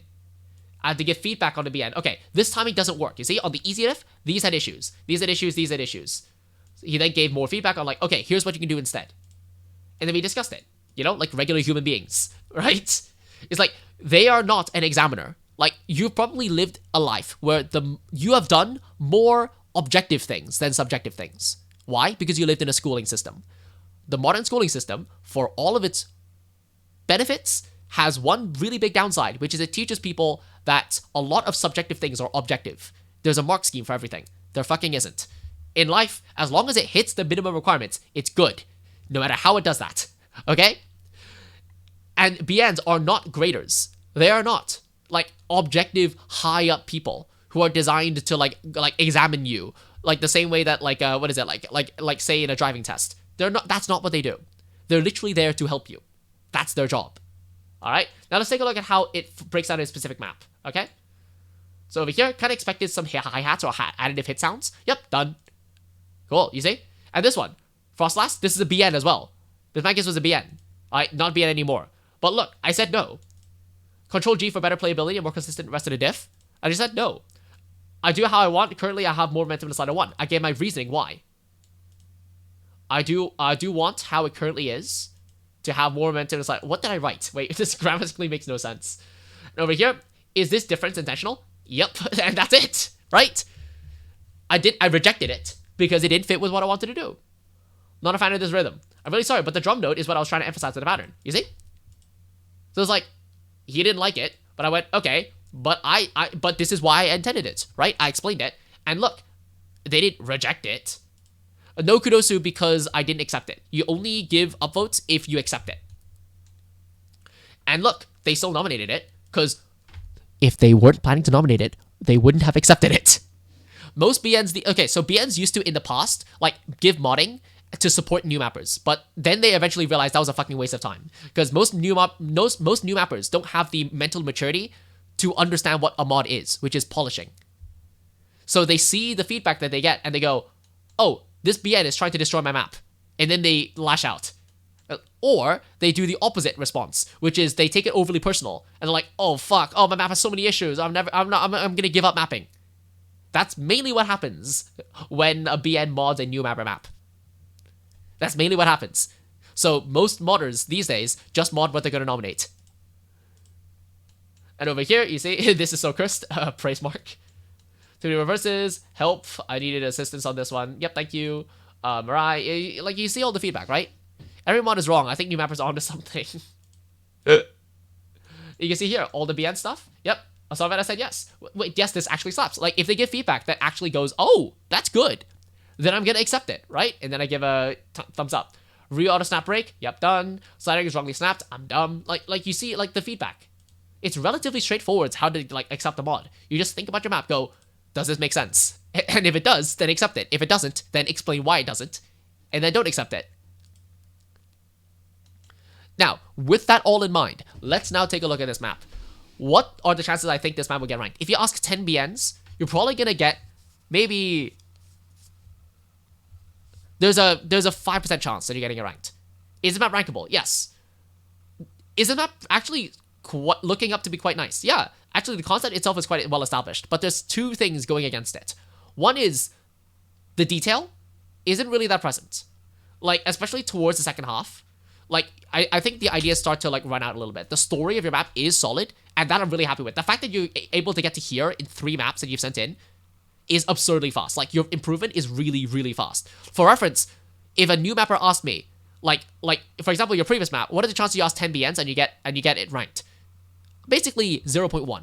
As in, like, you have to find 2 BNs that are desperate for a nomination, basically. Like, they're willing to do a lot of work on a map that is barely rankable. Like, really, really boring. This one is 5%. So that's already pretty fucking good. In fact, if you want reference, my maps are roughly 15%. That sounds fucking terrible, right?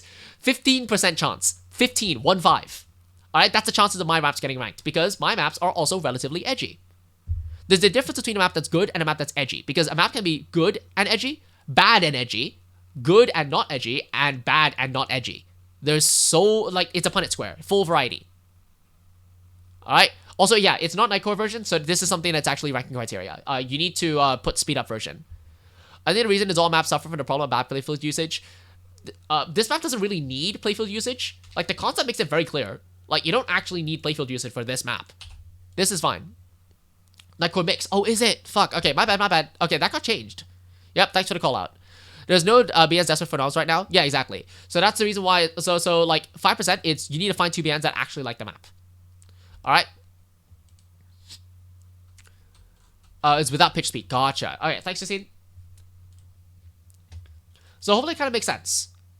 We love metadata hell. So real. And that's what we get here. Like, you're roughly at a 5% because it's edgy, and almost in exchange for it being edgy, it needs to be really, really good. I can show you an example of a map that does this kind of stuff, like, quite well. So it's similar to Around the World. This is from AJT. I think I showed this off previously, but oh no. This map is really fucking good. Really good. This is one of my favorite maps in the game. And it does a similar thing with symmetry and playfield usage.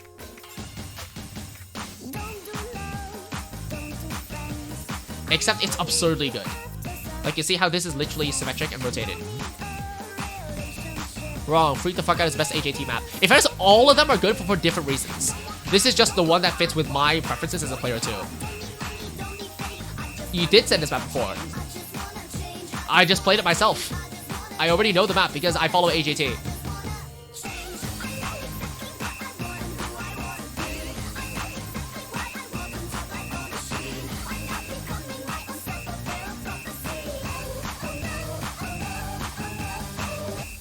So you can see how the climax is more clearly expressed. You can see how the patterns themselves have a lot more depth to them. The way that they combine is a lot more interesting as well.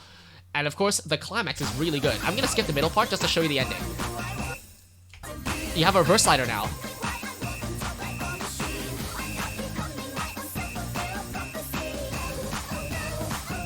The build-up is a lot more intense. Look, it's now a 3/4 slider instead of a 1/1 slider. So you see the build-up is in rhythm and spacing. Like, there's just a lot more detail. This map is absurdly tightly designed.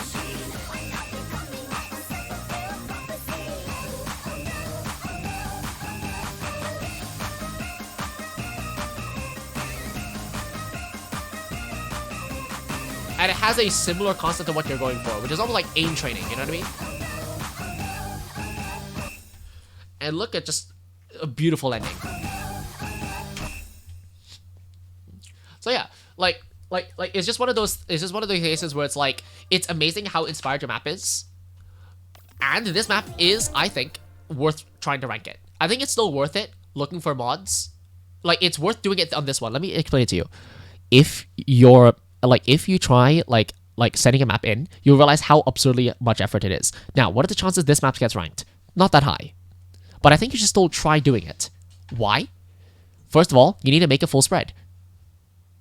You can find GDs, but you will very soon discover that working with GDs is much harder. It's actually just better to learn how to map the low diffs yourself, because then you have full control over it. And that's actually just why would you avoid learning something? You know, you just need to learn it, and then you got it, right? So just learn how to do it.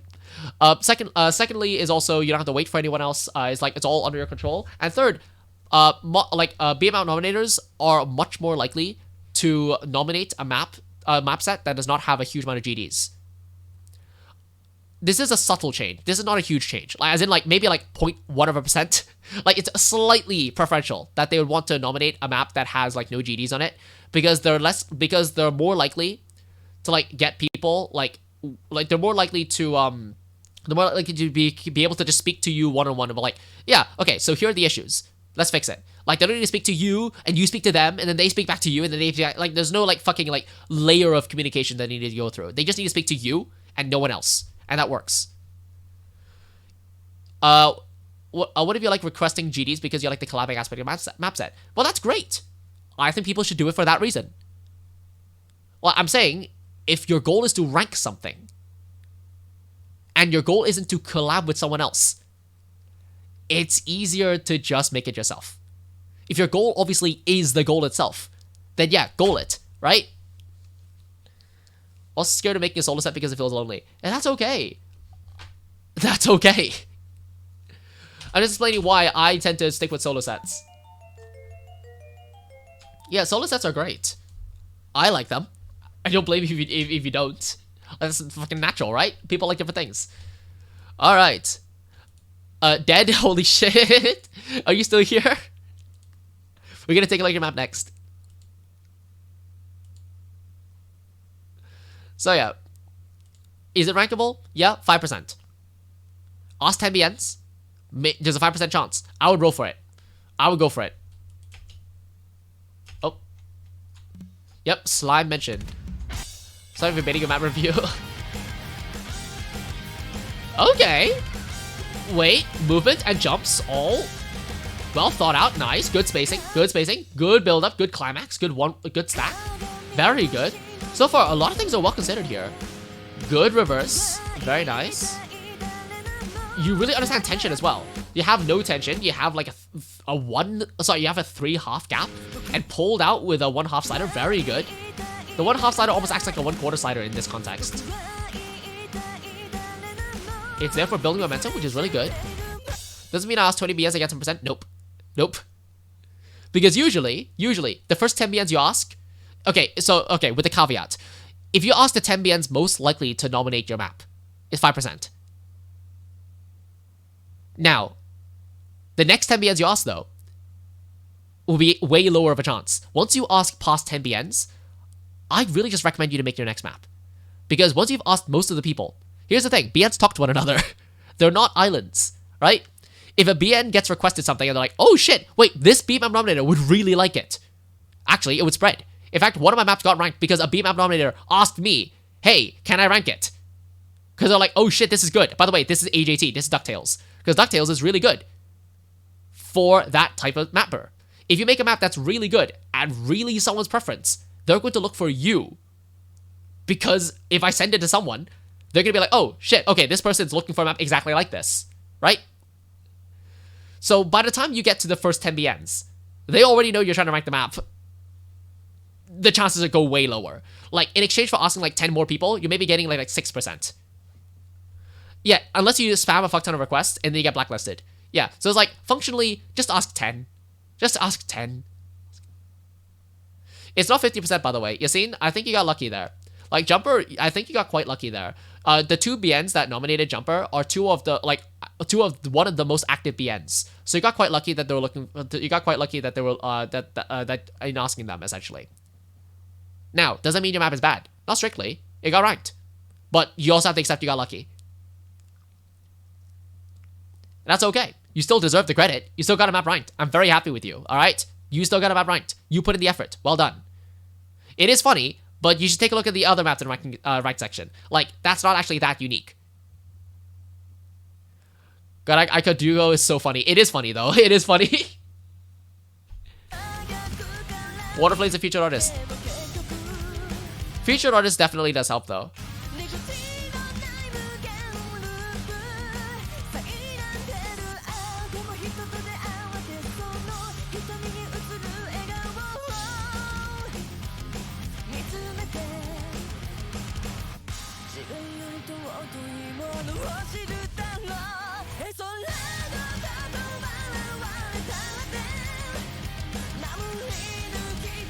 Fixing it? I just can't. I'm sorry. Well, hey, do your next thing better.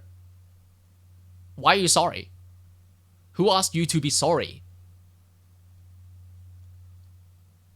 I'm sorry, there's a huge difference. Why are you sorry for something? Get better. Do it.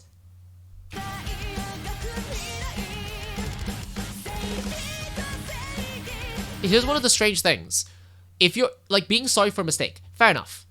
If you wronged someone else, yeah, sure, apologize. But if you didn't wrong someone else, apologizing is really annoying. Because you apologize by meaning, oh, sorry, I won't do it again.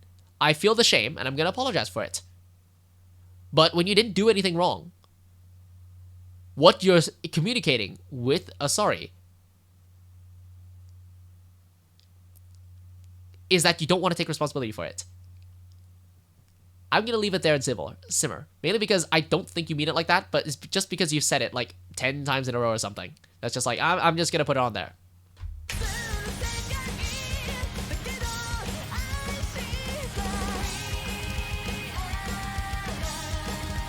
It's alright. Mapping's not easy. It's okay to find it hard. Average Canadians when something wrong goes on. Yeah. Yeah, but like, it's annoying on that front too, right?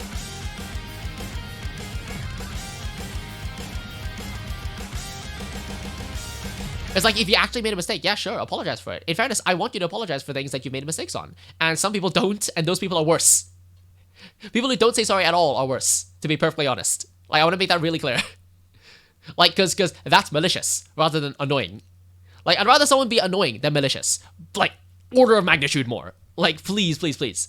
Can I ask you questions off streams on Discord? Don't want to keep delaying this guy's review. No, I'll ask questions. I'll answer them later. So yeah, this map's actually quite solid. First of all, it is TV size, so you do have the benefit of it being relatively short. So like, you kind of avoid a lot of like building any like large scale mistakes on that. I will say, it's really solid. The jumps are crazy nice. And also the visual spacing means that the objects generally feel like they're floating, and you feel this like beautiful, beautiful stretched jumps, which feels great. Alongside from that, you have a really good eye on how exactly triples and quints play, which flavor the map so much. Like your circular flow, the way you do on, like the way you do 1/4 out of jumps, the way that you do back and forth like this on a diagonal bias. So you didn't do this. This is the boring way of doing it. This is the spicy way of doing it. Look at how it's leaned. These jumps, if it's standing up, it's leaning towards the left. Oh! Which leads so well to this. It's so good. Look at this circular flow. So good. And you understand how to like crash into it as well. If you had like this slider allows you to take the momentum from this and have a proper explosion of movement. Like genuinely, you just have such a good eye for really, really satisfying movements. And I think that shines in jump maps. Like this almost feels like peak 2018 jump map, you know? My critique is there's too many slider varieties. I think that's fine. Some people won't. I think it's just the perfect amount. It helps that you're consistent in your map. Like, no part of your map has more sliders than the others. Like, the variety is even throughout the whole map, which will make it fine. Like, at least on a quality level, they'll make it fine. On a preference level, yeah, okay, maybe people will have a preference for you to have, like, okay, maybe fewer. But on a quality level, this is fine. This is entirely fine. Ooh, community mentorship's open. You know what? I'll help advertise that. Community mentorship is open. This looks like a Skyflame map. To be honest, kind of. I think it's a lot more, like, it has way too much circular motion. Skyflame does so much linear stuff, does so much back and forth stuff. That like this map, while it has superficial similarities to it, I think this map would be noticeably not a Skyflame map. What is similar though is the bursts. The bursts and triples are Skyflame vibed, which is great.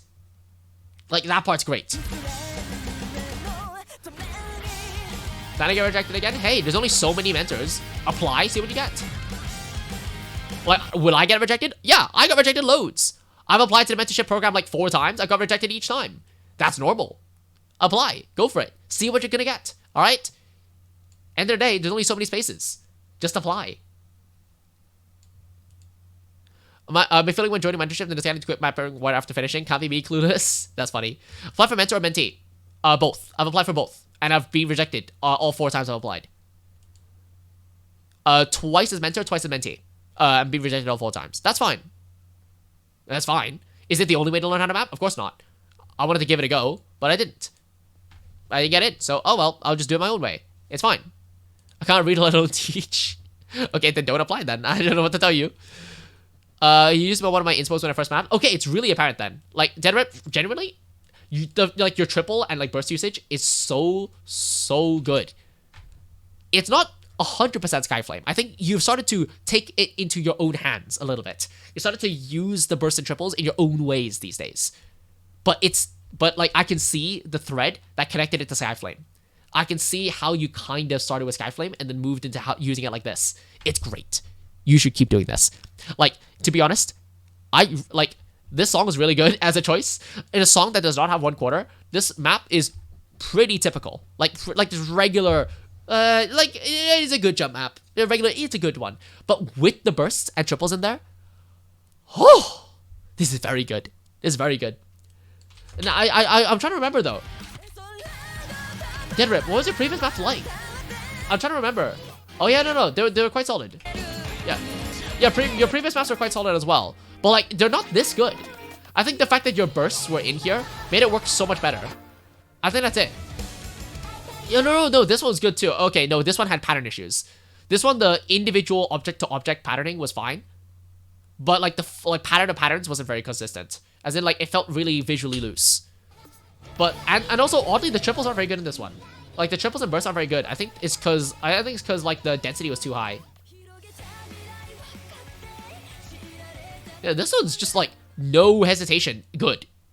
Like none of the big picture stuff is there. All the big picture stuff is there. There's no issues with it. As in, there's nothing missing.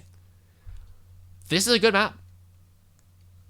I'd have no hesitation saying, yeah, this probably has a pretty high percentage chance of getting ranked if that's what you care about. And it's just good. You should be proud of this. Just as a standalone product, it's good. Like, I can feel the juice on this. That's good. Like, you have so much, like, little charming moments as well. This is cute. I like this. I'm gonna do this at some point.